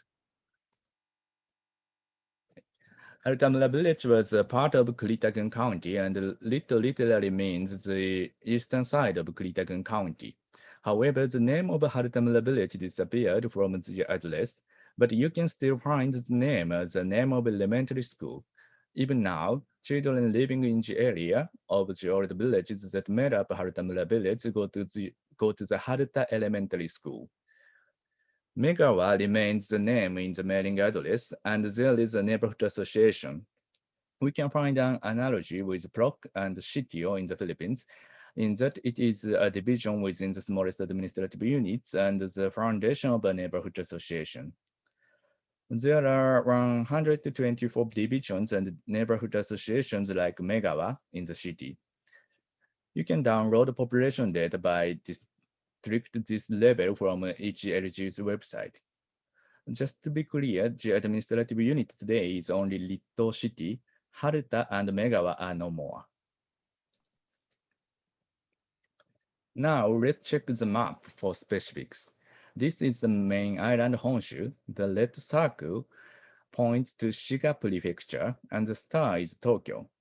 Shiga is about 450 kilometers from Tokyo. Now we have zoomed in on Shiga Prefecture. The star is Kyoto. Shiga is located next to Kyoto. 1/6 of the Shiga Prefecture is occupied by Lake Biwa, Japan's largest lake. The red circle is Ritto City. This is a zoomed-in view of Ritto, taken from a satellite photograph. Ritto City does not face Lake Biwa, and half of the area is mountainous. The red circle is Megawa. Finally, we come to Megawa. An old route from Kyoto to Tokyo runs through the middle of the district, shown by the red line. The broken line is for the Shinkansen, the bullet train, opened in 1964 just before the last Tokyo Olympics were held. The blue line is a river, and the blue circle is a pond for agriculture, rice fields, shown by the green circle. This photograph is from Google Maps and shows Megawa today. Still, we need to check all the older maps for a better understanding of all the villages. This is an aerial photo taken by the US military in 1947. You can see additional rice fields on the left side. This has now been developed into a residential area. Some of you may have noticed the change in the river's path. At this time, people in Megawa lived only along the main street, and almost all of them had own rice fields. To understand the change easily, I have overlaid 2 pictures. Once again. Okay, Isapa.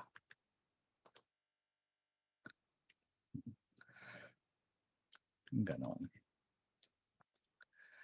Megawa and Oka, two divisions along the old street, and my students have held an annual festival to reminisce about the past and think about a good landscape.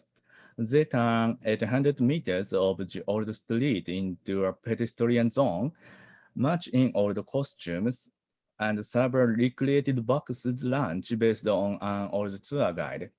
This year, we had to cancel due to COVID-19.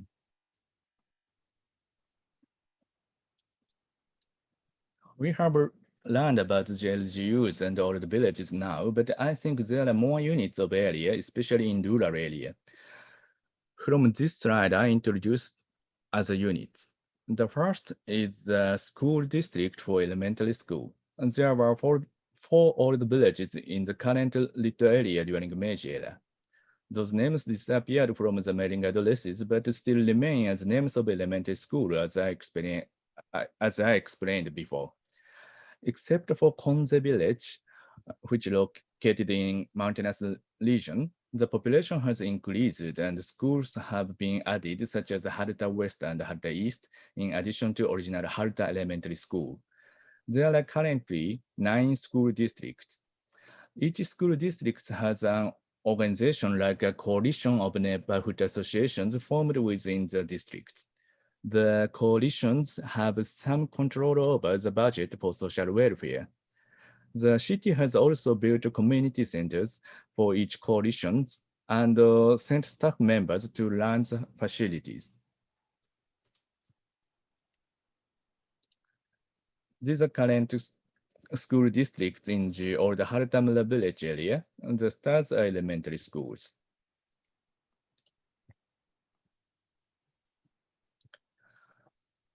The Otsuki Taisha Shinto Shrine is located in the old Haratamura village area. 5 even older villages, including Megawa, have religious ties to the shrine. They have held annual religious festivals for many centuries.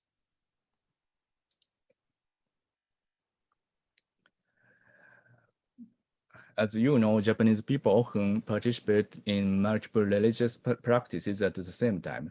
For example, there are not only Shinto shrines, but also Buddhist temples. However, Buddhist temples are divided into many denominations, and which temple you attend depends on your family.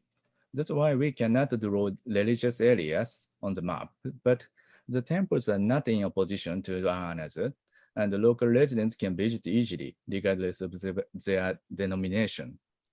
And each temple has its own number of traditional annual events that local residents, especially those who have lived in the area for a long time, are enthusiastic about. The pictures on this slide are not traditional events, but recent initiatives.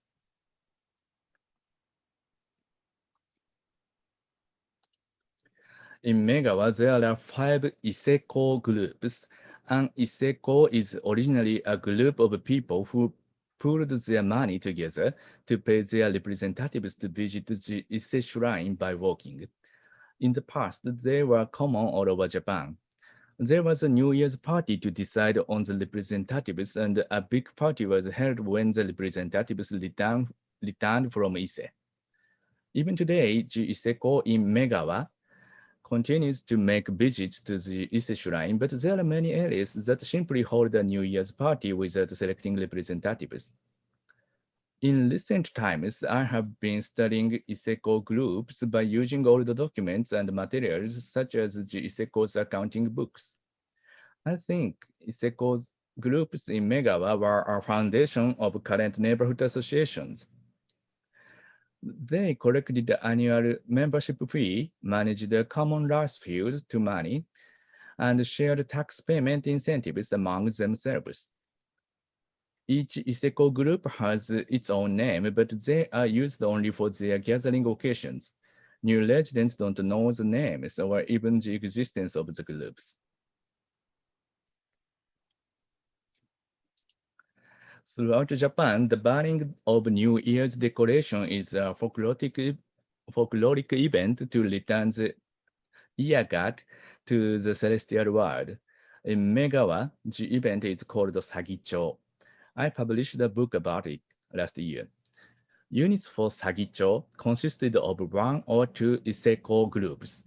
Preparation of Sagicho was traditionally the children's task. They gathered bamboo to make a frame, built straw piles as a fuel, and used wisteria vines as a rope. Then they stood guard to make sure nothing was stolen by children from other units. Through this preparation process, children's sense of community developed, and they formed a sense of connection with their neighborhood.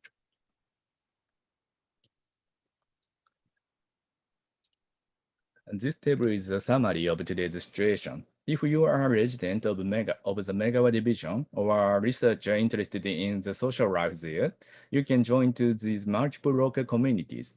You will find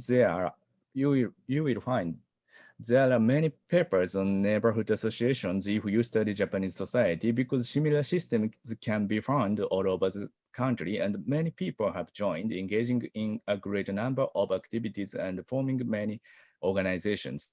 Today, I'd like you to know that there are many types of layered communities, especially in rural area, apart from neighborhood associations. Each levels of units have a unique role to sustaining the local community's lives. For example, the annual festival held by Megawa and Oka is simply enjoyable. In addition, it provides an opportunity to think and talk about the changes in the landscape and lifestyle in this area.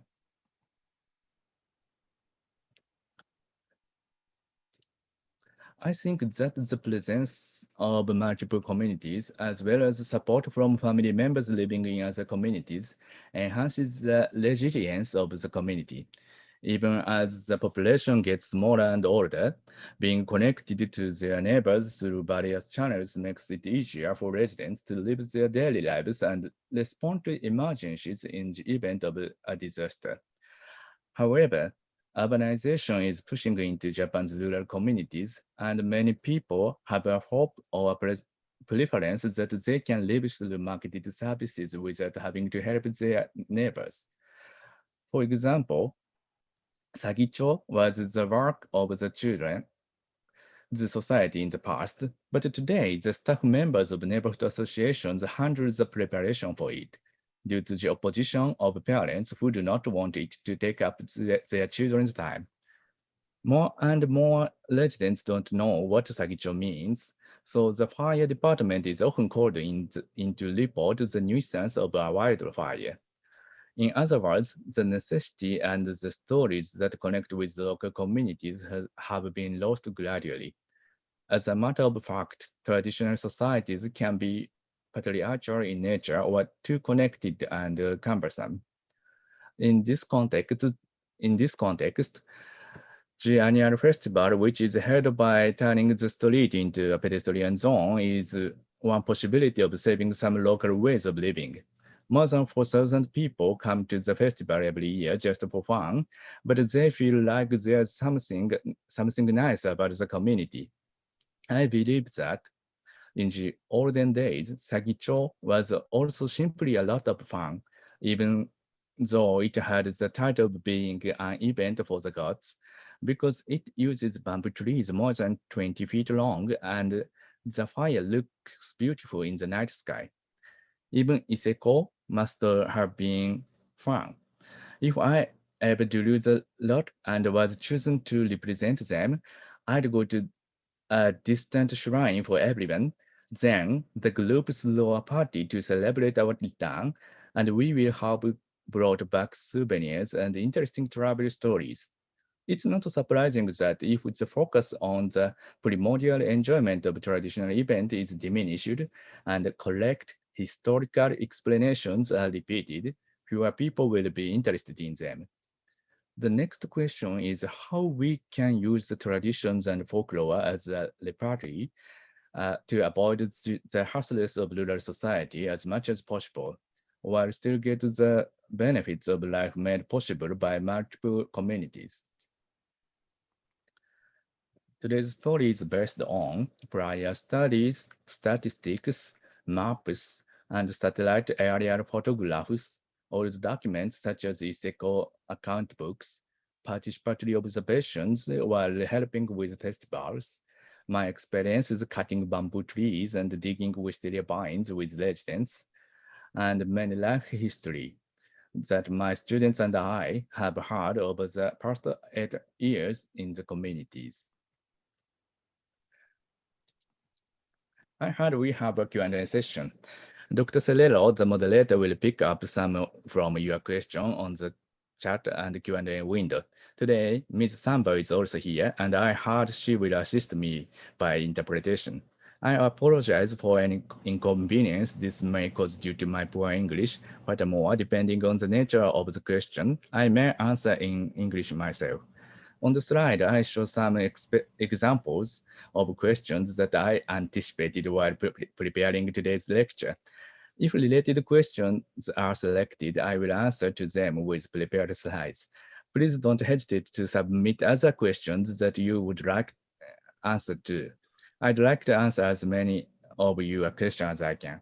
This includes unanticipated questions, which I will answer by showing some materials such as pictures taken in rural area. Therefore, please don't stop my screen share. Thank you for your time and attention. Thank you very much, Professor Kasai, for that wonderful and really interesting, full of very personalized sharings of your experiences doing research here in the Philippines. I'm glad there's integration of that, as well as those inputs you've gathered from your research in the rural villages in Shiga prefecture in Japan.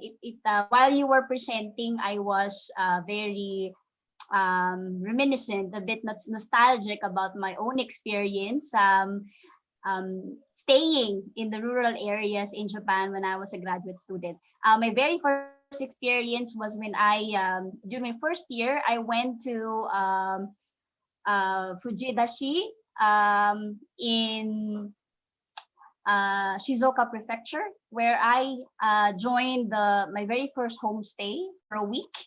I stayed in a family, a Japanese family, and I think the benefit of that experience for us foreign students was really immense in a way that it gave us firsthand experience, in witnessing how it is, how Japanese family lead their lives every day, what they eat, what they prepare, how do they prepare, how do they maintain the upkeep of the household, things like that. And those stay programs, if I remember correct, were made possible through something similar to ISECO groups that you mentioned, because in Fujidashi, they have like an association of like a neighborhood association that it organizes homestay programs. They tap onto dormitories in Tokyo. So they send out invitations to these dormitories, like the one I resided in Koshigaya Kaikan. Soshigaya Kaikan. And because I lived there for almost 2 years. And I think it's very important, this coordination between hometown associations, neighborhood associations in the rural villages, and associations of universities, or dormitories of universities, to create cultural educational exchanges between peoples of these two areas, the urban-rural kind of partnership, which I thought was also, it's also working to the benefit of the rural villages, because it allows them to showcase what they have, the cultural and historical preservation efforts they've been doing. And I thought that such pattern is also happening elsewhere in other parts of Japan. So I was I was kind of privileged to experience firsthand how neighborhood associations really work very hard to make their cultural traditions, practices reached to the consciousness or the awareness of foreign students, and maybe even Japanese students who probably do not have time to visit their hometowns. Maybe they want to experience other hometowns, other towns or other villages. And I like the point you raised about multiple local communities playing key role in keeping rural cultures vibrant and resilient, especially during these times when there's so much discouragement to travel. No? And people have been immobile. Although I still see some of my Japanese friends and Filipino friends living in Japan who are in a way traveling in short distances as if COVID is not happening. So they still want to experience the countryside no matter what, the current situation. So I feel that they want to feel normal through going to the countryside, and especially during the summer, because summertime, they have long vacations, especially during Obon. For those who are attending who are not familiar with Obon, this is something similar to our All Souls, All Saints Day in November, where you visit the graves of our departed loved ones. So the Japanese families, they also do that. Japanese also do that. They go back to their hometowns and visit the graves of their ancestors or their beloved family members who have passed away. So to pay respects, and also it's an opportunity to reunite with their relatives. Anyway, so I have so many things to say, but I'm sure there are also some questions that need to be addressed. But besides, this is what we're going to do. We don't want language to be a barrier to social-cultural understanding. So as mentioned by Professor Kasai, we have with us Ms. Tomoko Sambar as our interpreter. Yoroshiku onegaishimasu. So I will read out the questions. Yes, I will read out the questions from the Q&A window or from the chat box. And Professor Kasai will try to explain his answers in Japanese, and Ms. Sambar will translate his responses in English. Okay, so okay, I think you mentioned this in your talk, Professor Kasai, but maybe you want to highlight once more what are the similarities and perhaps differences in rural life in Japan and in the Philippines that you would like to highlight. 笠井先生、聞こえますでしょうか。 Hello? はい、聞こえます。はい。今、ジョセさんの方から、質問がありまして、プレゼンの笠井先生のプレゼンでも、お話がありましたが、日本の田舎の暮らしと、あとフィリピンの田舎の暮らしで同じような似ている点はどういった点か、また違いはどんなところでしょうかという質問をいただきました。ご質問ありがとうございます。正確を期すために日本語でお答えします。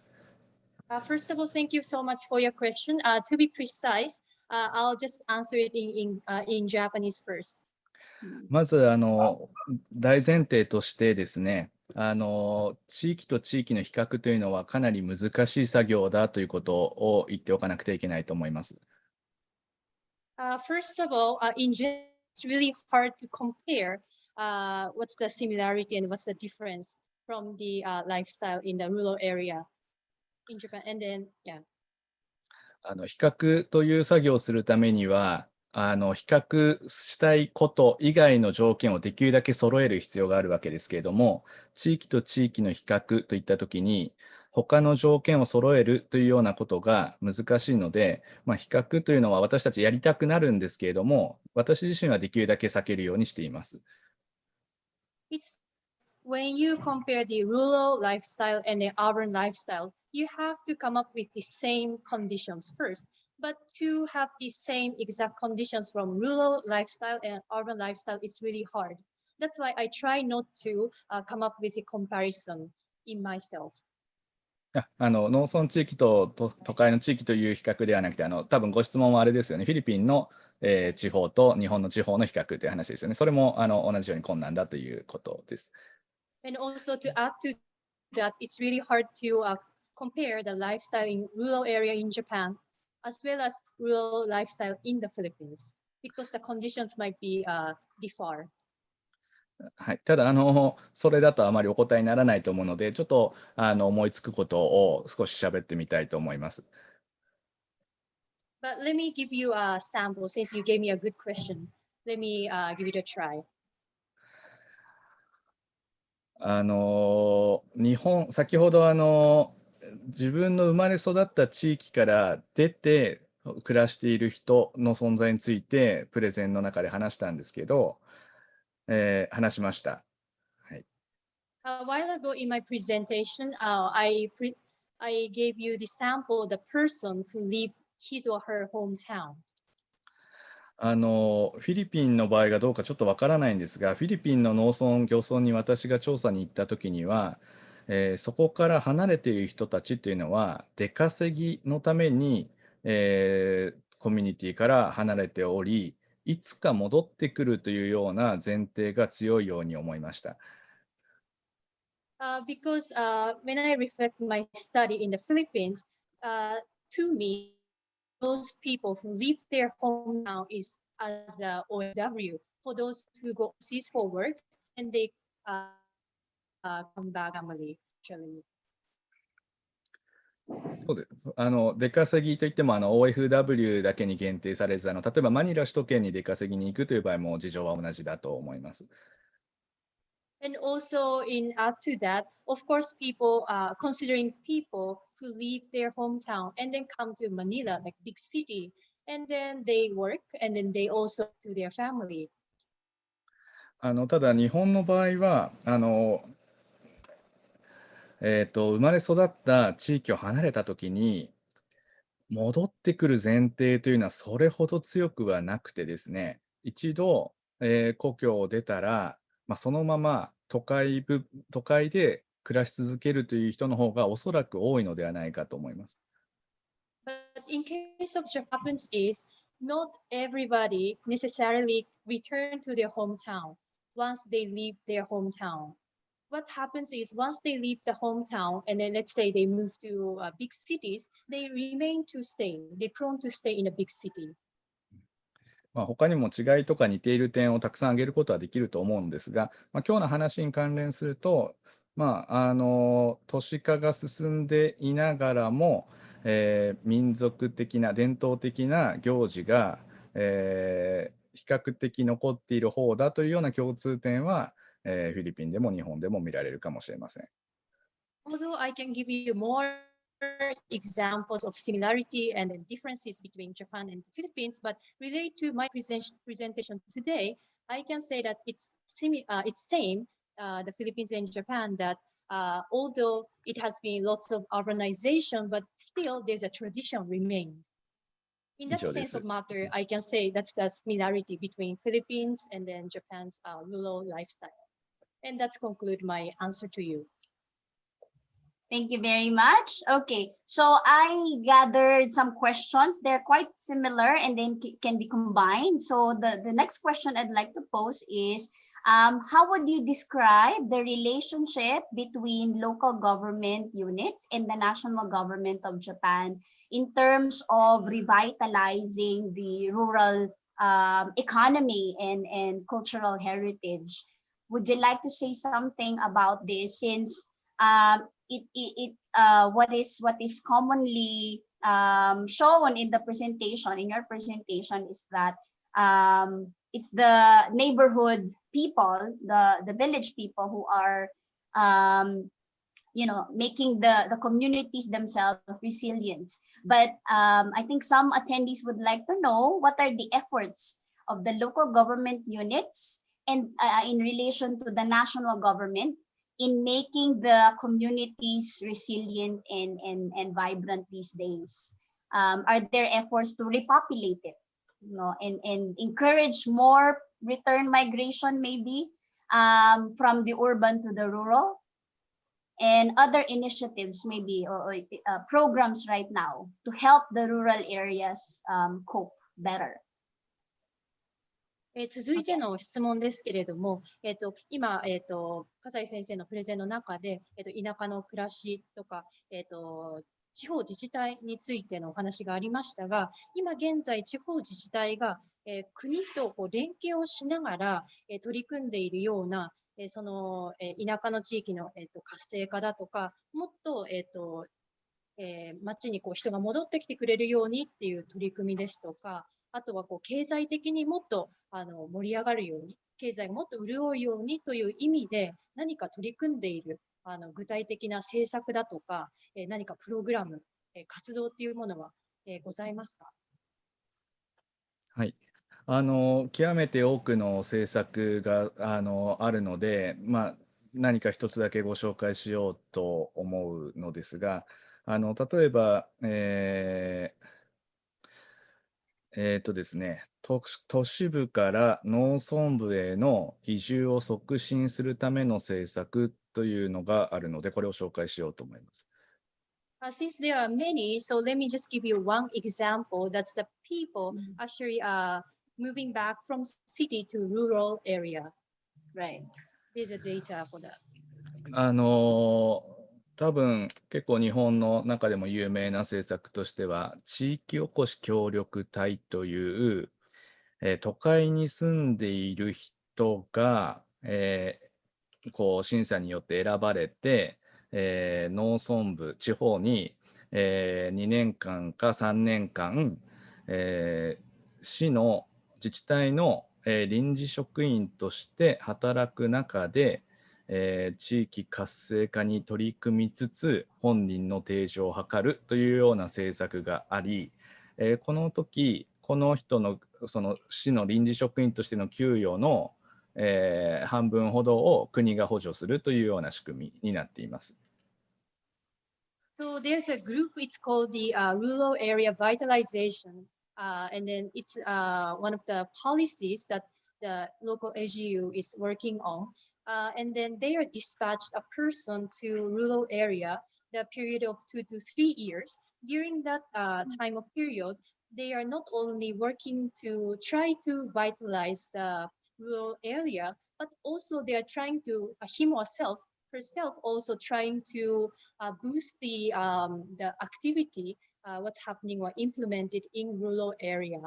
And also the budget, 50% of the budget is shouldered by the 政府から半分補助されるっていうことですね。はい。And then just to be clarify, 50% of the activity is shouldered by the government. So the funds coming from government. Okay.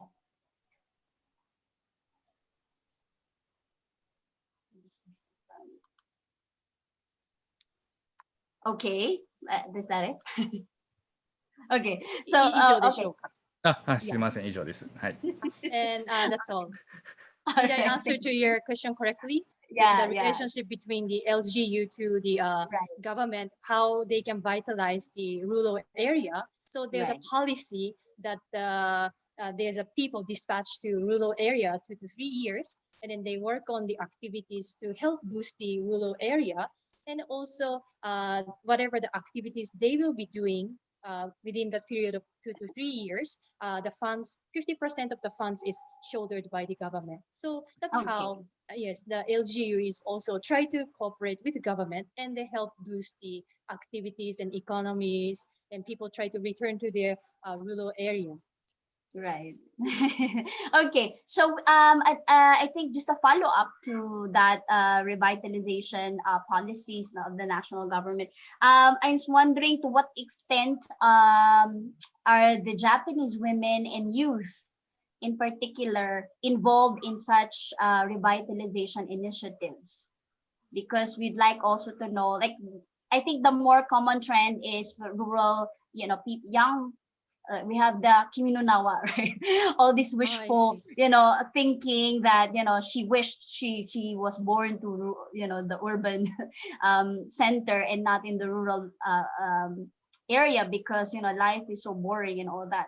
But we'd like to know how Japanese young people, even women who are more likely inclined to pursue better opportunities in the urban centers, to be taking advantage of that initiatives. Are they actively involved in such? We'd like to know exactly what are their contributions in these initiatives.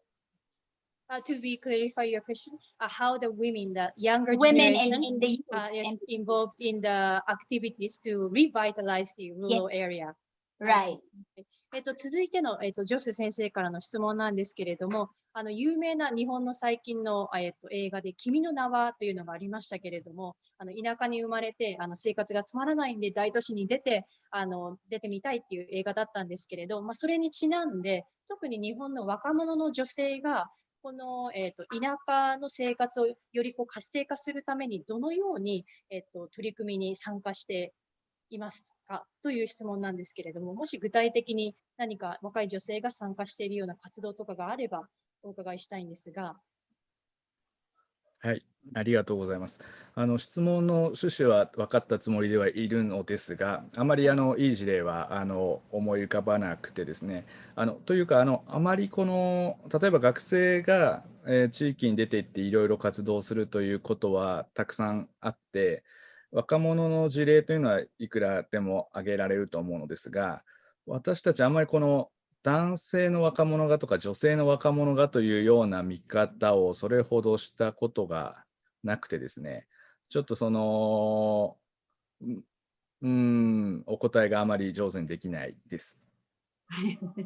Thank you for your question, but unfortunately, I cannot come up with a very good compromising answer to you because although I know there's a lot of youngsters who involved in the activity, the revitalization activity. However, I don't really distinguish it if it's done by joined by the male or female. So it's just by the youngsters. General, so yes, in general. So that's why I cannot come up with a good or precise answer to you. Right. Maybe some of our attendees are just intrigued, like if women and young people would be hooked on these kinds of program, maybe if they would be inspired to move to the rural area, or maybe if they were born from the rural area and then they moved to urban, maybe they would reconsider returning. So maybe some of our students are interested to know if there are such trends happening right now. Young people, maybe they studied in the urban centers, but they eventually returned to the rural areas. Do you see such trends happening? 例えば、もし今こういったトレンドで、もともと田舎の出身の、女の子が大都市に、勉強なり仕事に出てきて、その後また田舎に戻ってくるっていうような事例は実際にありますか？事例はあると思うのですが、もうちょっと一般的な話でお答えすると、実際農村に住んでみたいなと思うかどうかというような傾向というのは、高齢者、つまり、退職後の高齢者と、それから10代の人たちで実はちょっと高いんですね。これはコロナ以前からの傾向です。So to answer to your question, so in general, I think there's a trend that some people might want to go back to their hometown or eventually want to live in rural area after retirement. Oh, so, okay. Yes, so there's それで10代の人たちは農村に住みたいなって、いつか住みたいなって思っているんだけど、それが20代の統計になるとすぐさま逆転して都会に住みたいになるんですね。でこれは、就職活動等を通じてですね、実際には現実的には都会で暮らすしかないなと思う人たちが多かったり、思うかどうかは別としても都会に住まざるを得ないというような状況があるのだと思います。And then there's research or data showing, according to the teenagers, majority of them, they say they want to eventually live in rural area in the future. However, when they conduct the interview on the 20s, then their answer is opposite. They want to stay or they want to remain in the big city. So Oh. yes, those are the the difference between the answer from the teenagers' mindset and then the 20s mindset. Ah, yeah. I think I've read something similar also and sort of discussed this in my society and culture class. Like, I think the government needs to beat up incentives for the youth see. to be more Yes. encouraged to live in the rural areas. Like, for example, maybe make the salary competitive, maybe, or like offer more support, say in the agriculture, so that maybe young people will consider being farmers, and that such sector can make their lives, maybe socioeconomic lives better, or at least somewhat as competitive as what salary or other incentives or urban life can offer. で、その笠井先生の今挙げられた、例で、10代の時には、いずれは田舎に住みたいって思っている意見が20代の人に、聞いてみると、いや、将来的には大都市に住みたいっていう意見を踏まえて、実は私もそれに似たような、文章を見たことがありまして、で、実際に私の、授業の中でも、地域社会の中でその話をしたことがあります。で、やっぱり、これを解決するには、若者に、例えばお給料の面で、少しお給料を上げるだとか、例えば農家の数が増えるように、若者がもっと農家に対してこうイメージが良くなるようにっていうことでお給料を上げるっていうようなこと、そういった政策だとか、取り組みが必要だというふうに思います。Did I translate your thoughts properly? Yes. Yes. Thank you. Okay. So anyway, on to the next question. I have so many questions here, but I'm trying to be selective in a way that they would, you can combine some of the questions into one. Yeah. Do you Professor Kasai, in your fieldwork in Shiga, did you see some foreign residents? Because there's this impression among some of the attendees that many of the rural villages are less populated, not only by people who left for urban centers, but also maybe a lot of foreign residents prefer the urban areas than rural villages. So did you see some foreign residents in Shiga or in the rural areas, or are foreign residents still quite a few in number?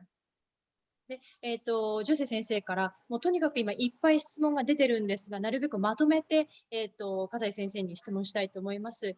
まず一つ目に、笠井先生以前滋賀県で、お勤めされてたと思いますが、その時に外国人の方で、特に、田舎でこう過疎化が進んだような、地域、例えば村なんですけれど、そういった村とかに外国人の方結構見かけましたか？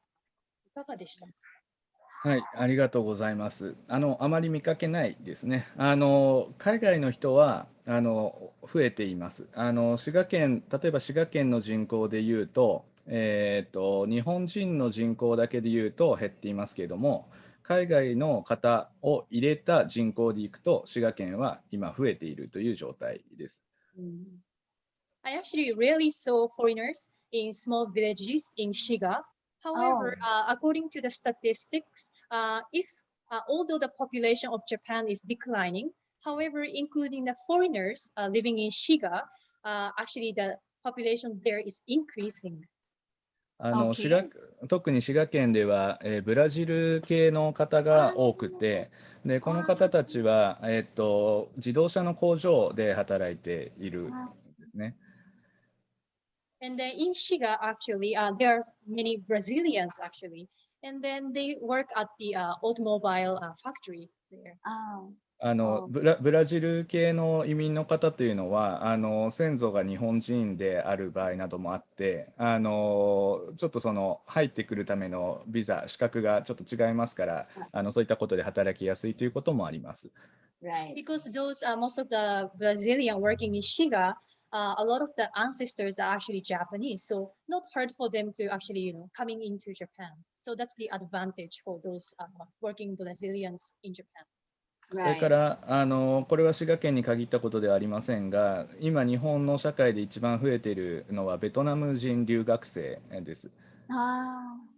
But nowadays, the majority number of the foreign students are Vietnamese. ただその外国籍の方といっても、例えばブラジルの方は工場労働が多いのに対してベトナムの人は留学生が多いというふうにかなり特徴が違うので気をつけなくてはいけないです。But characteristics and then comparison between those Brazilian workers and Vietnamese, Brazilians, majority they are workers in Japan. However, majority of the Vietnamese living in Japan, they are students. それでなぜ私が調査地で、外国の人と会うことがないかというと、工場労働者向けには、工場側が住居を用意して提供しておりますので、そういった、昔から続く集落に、住むという事例はそれほどないからだと思います。And the reason why I rarely saw foreign workers in Shiga, especially when I was studying, I was working there, it's because those workers there provided the stay, the dormitory. That's why I rarely saw the foreigner. So they rarely socialize and mingle with local residents. でなので、そういった意味を踏まえると、やはり地元の方と何かこう、関わったりだとか交流っていうのはそういう意味ではあまり多くはない。多くないですけど、そういえば滋賀県には一つ面白い事例があるのを思い出しました。Actually, one thing came up in my mind, something very unique about Shiga. 滋賀県の草津市というですね、人口が、すごく増えている自治体があります。There's a city, it's called Kusatsu, where the population is increasing drastically. 草津市では外国籍住民の方も一緒になった防災訓練が開かれていたはずで、こうボランティア組織である消防団にも外国籍住民の方が確か歓迎されているというような話があったと思います。I think, if I'm not mistaken, in Kusatsu City, they actually hold a special program or event. It's about the like anti-fire program or system, and then they actually invite foreigners as well. So not only the locals attend that event, but then also including the foreigners who work or who live there. I see. Well, at least there are signs of intercultural exchange between foreign residents and Japanese local residents, because I think some of the attendees raised the question about in the future, if there are foreigners who would be interested to move to rural areas, would there be what are the prospects of making such move maybe worthwhile? Would it be worthwhile to settle in the rural villages, maybe to help repopulate the countryside? If the local governments promote such, maybe foreign residents living in and coexisting with rural people. で今のその笠井先生の、事例を受けて、やはりその外国人の方でも一緒にこう地域の方と一緒に何か取り組んだり、今防災の、取り組みのお話がありましたけれども、もしそういったものが今後あれば、日本に今、働いている人とかが、もしかすると将来的に地方に、移住とかっていうことを考慮するきっかけにもなると思うので、やっぱりそういったこう何かきっかけとかインセンティブにつながるような取り組みっていうのは今後も非常にこう大事になってくると思います。そうすることで、もしかしたら外国の方が日本のその人口とか過疎化っていうものの、問題を解決する糸口になるかもしれないと思っています。はい、私も賛成です。で、そのためには、現在、日本の農村、漁村でも実は多くの外国の方がすでに働いているのですが、極めて劣悪な環境で働いていただいていることがとても多くてですね、そういった現状やそれを許している制度というのを変えていかないと、おそらく外国の方から見向きもされない国になってしまうのではないかなと私は心配しています。And I actually agree with your idea that we need some sort of system or incentive to come up to appeal the foreign workers to work in Japan, and then hopefully they stay and remain in Japan to help solve the issues, aging society issues in Japan. And also nowadays, unfortunately, there's not good working conditions for the foreign workers in Japan, especially the agricultural field as well as the fishery industry. So without any improvement of the working environment for the foreigners, then I don't think we can appeal, we can keep, inviting the foreign workers and make them stay, make them want to stay or extend their stay in Japan. Right, I agree with that. Hopefully, if the government can realize, maybe if the local government units can put pressure on the national government to consider maybe formulating policies that would ensure the welfare of migrant workers and their families, maybe such idea of repopulating the villages through foreign residents would be possible in the future. But for now, I think the government needs to think through the current situation, improve the situation of migrant workers who are already living in Japan. Maybe do something about it policy-wise. Yeah. 笠井先生がおっしゃったことを私も本当に同感いたします。そしてまたその外国人の労働者に対して、社会保障をしっかりと手厚く、する、保障をするということも、大事な、ポイントになると思います。そういったことをすべて踏まえた上で外国人労働者の方が働きやすく、そして日本の特に村だとか過疎化が進んだような、地域に、今後も住みたいと思うきっかけになると思います。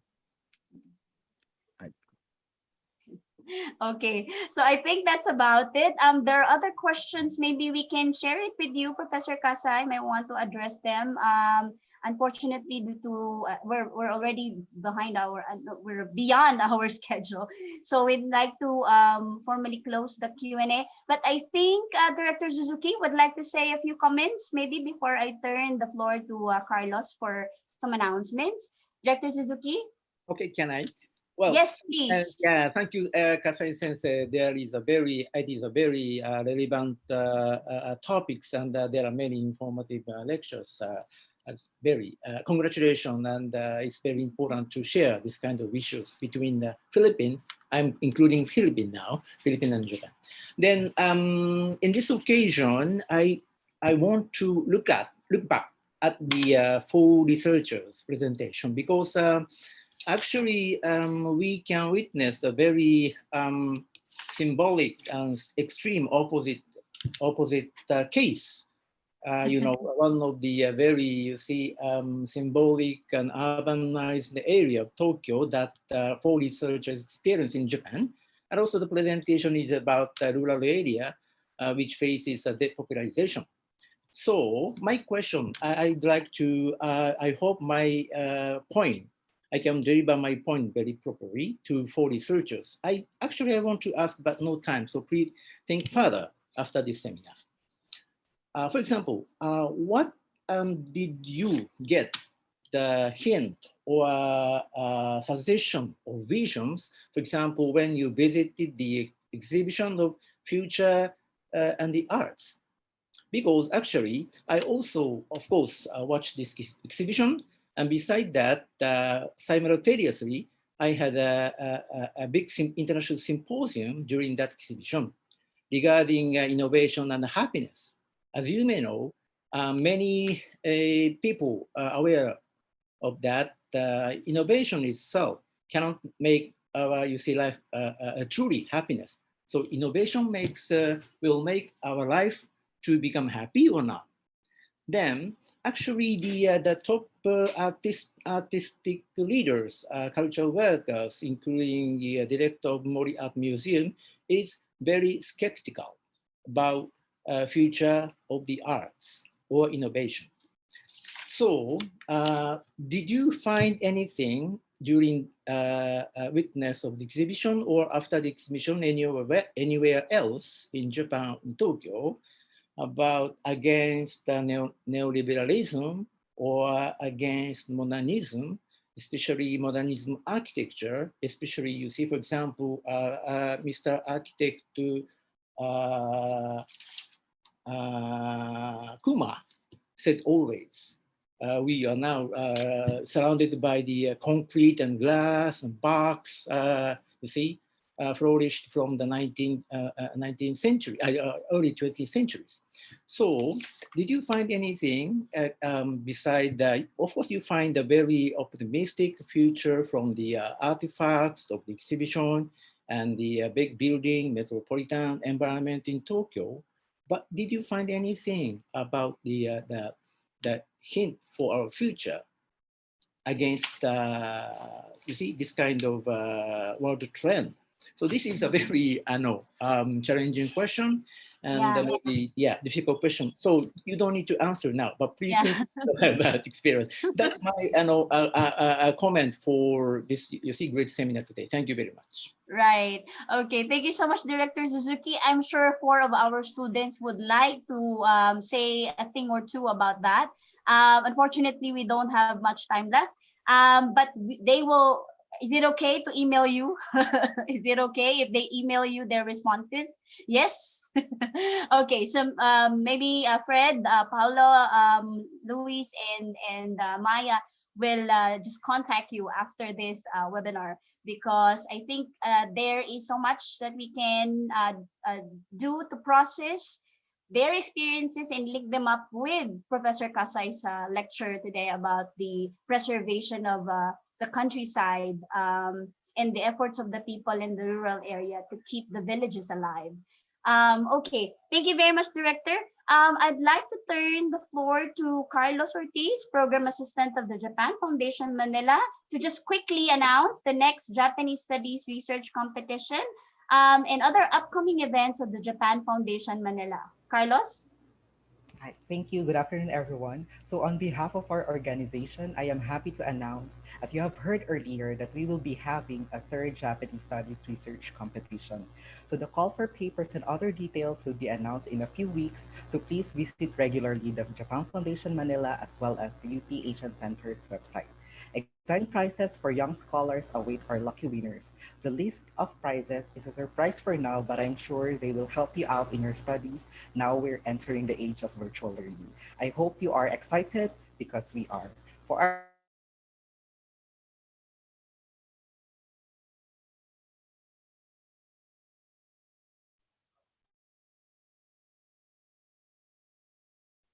Carlos, are you still around?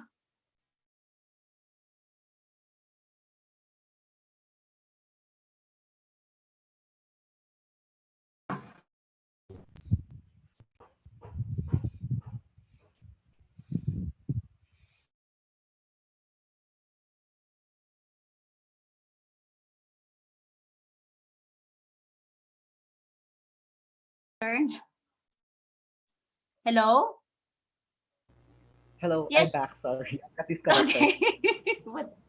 Yeah, you So, froze. as I was saying earlier, we will be having the third Japanese Studies Research Competition, and the details will come out soon. So please visit regularly the Japan Foundation Manila as well as the UP Asia Center's website.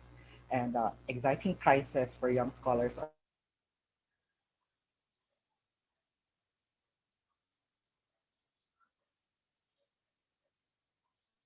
Hello? Carlos, where are you?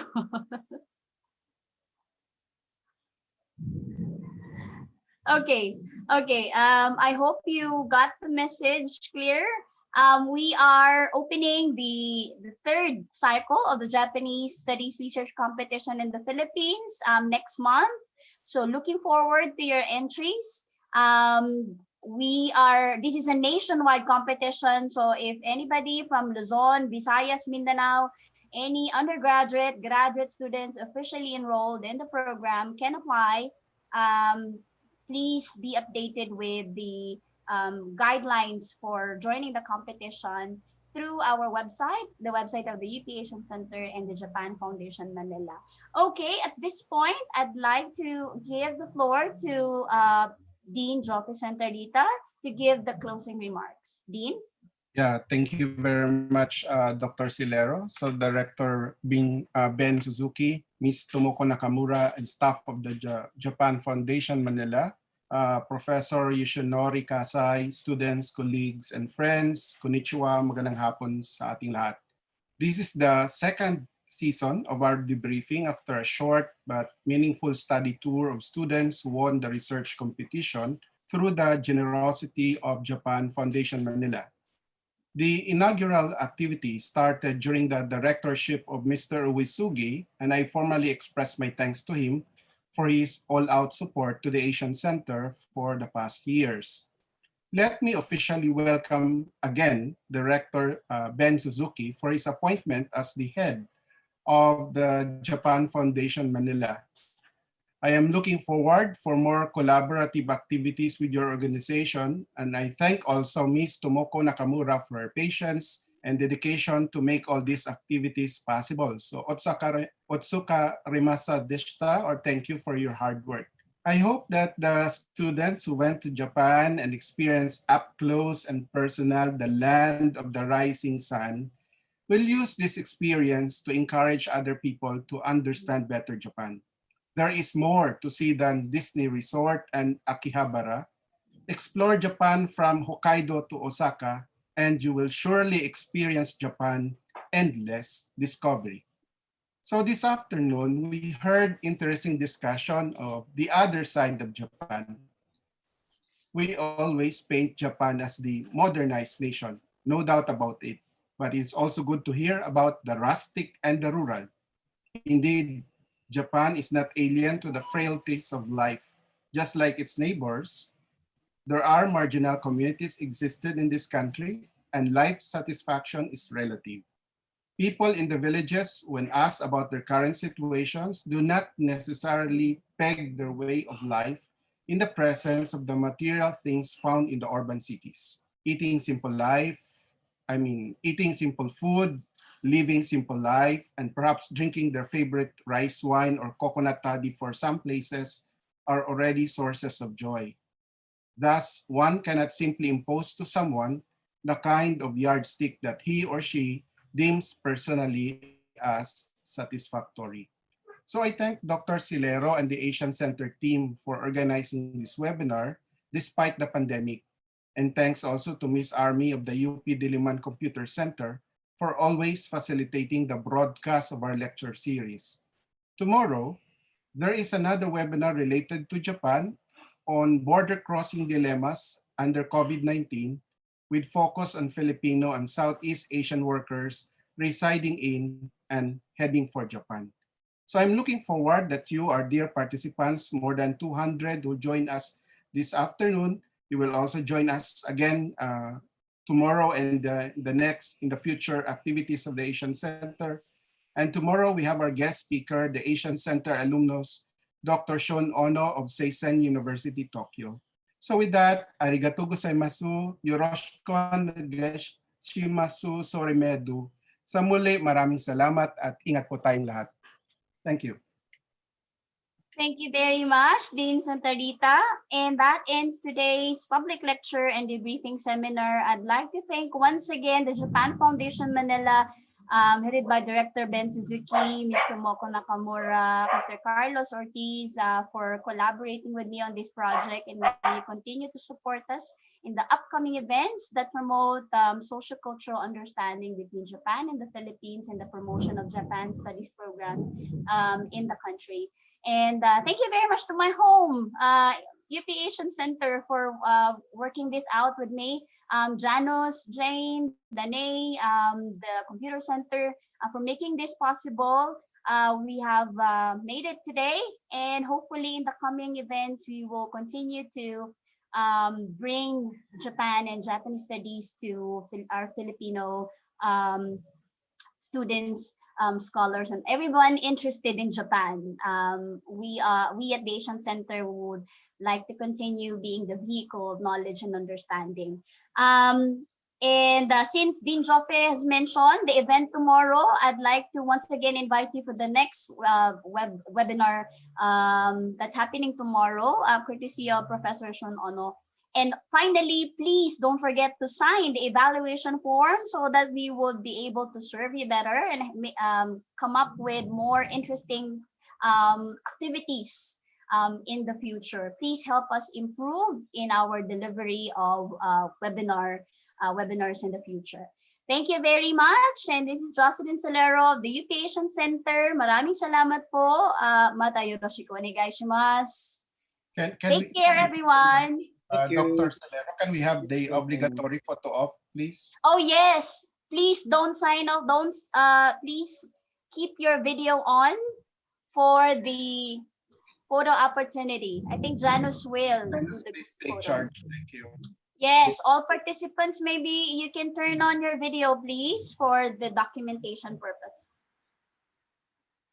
Okay. 1, 2, 3. One more. 1, 2, 3.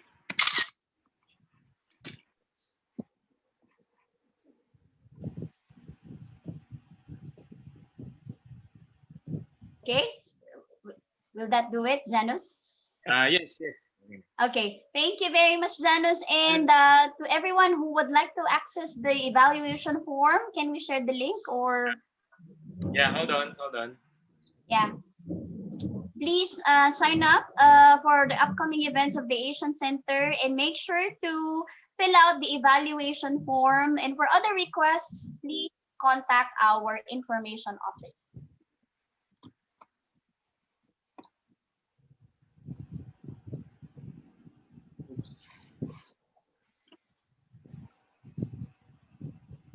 Okay, so I think it's shared on the chat box already.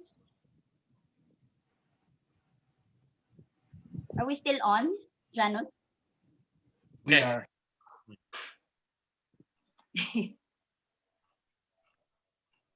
Thank you very much. I have to disengage. Thank you. Thank you very much, Professor Kasa. Otsukaresama deshita. Yeah, thank you, Japan Foundation. Ms. Tomoko, thank you very much. Thank you, Dr. Thank you very much.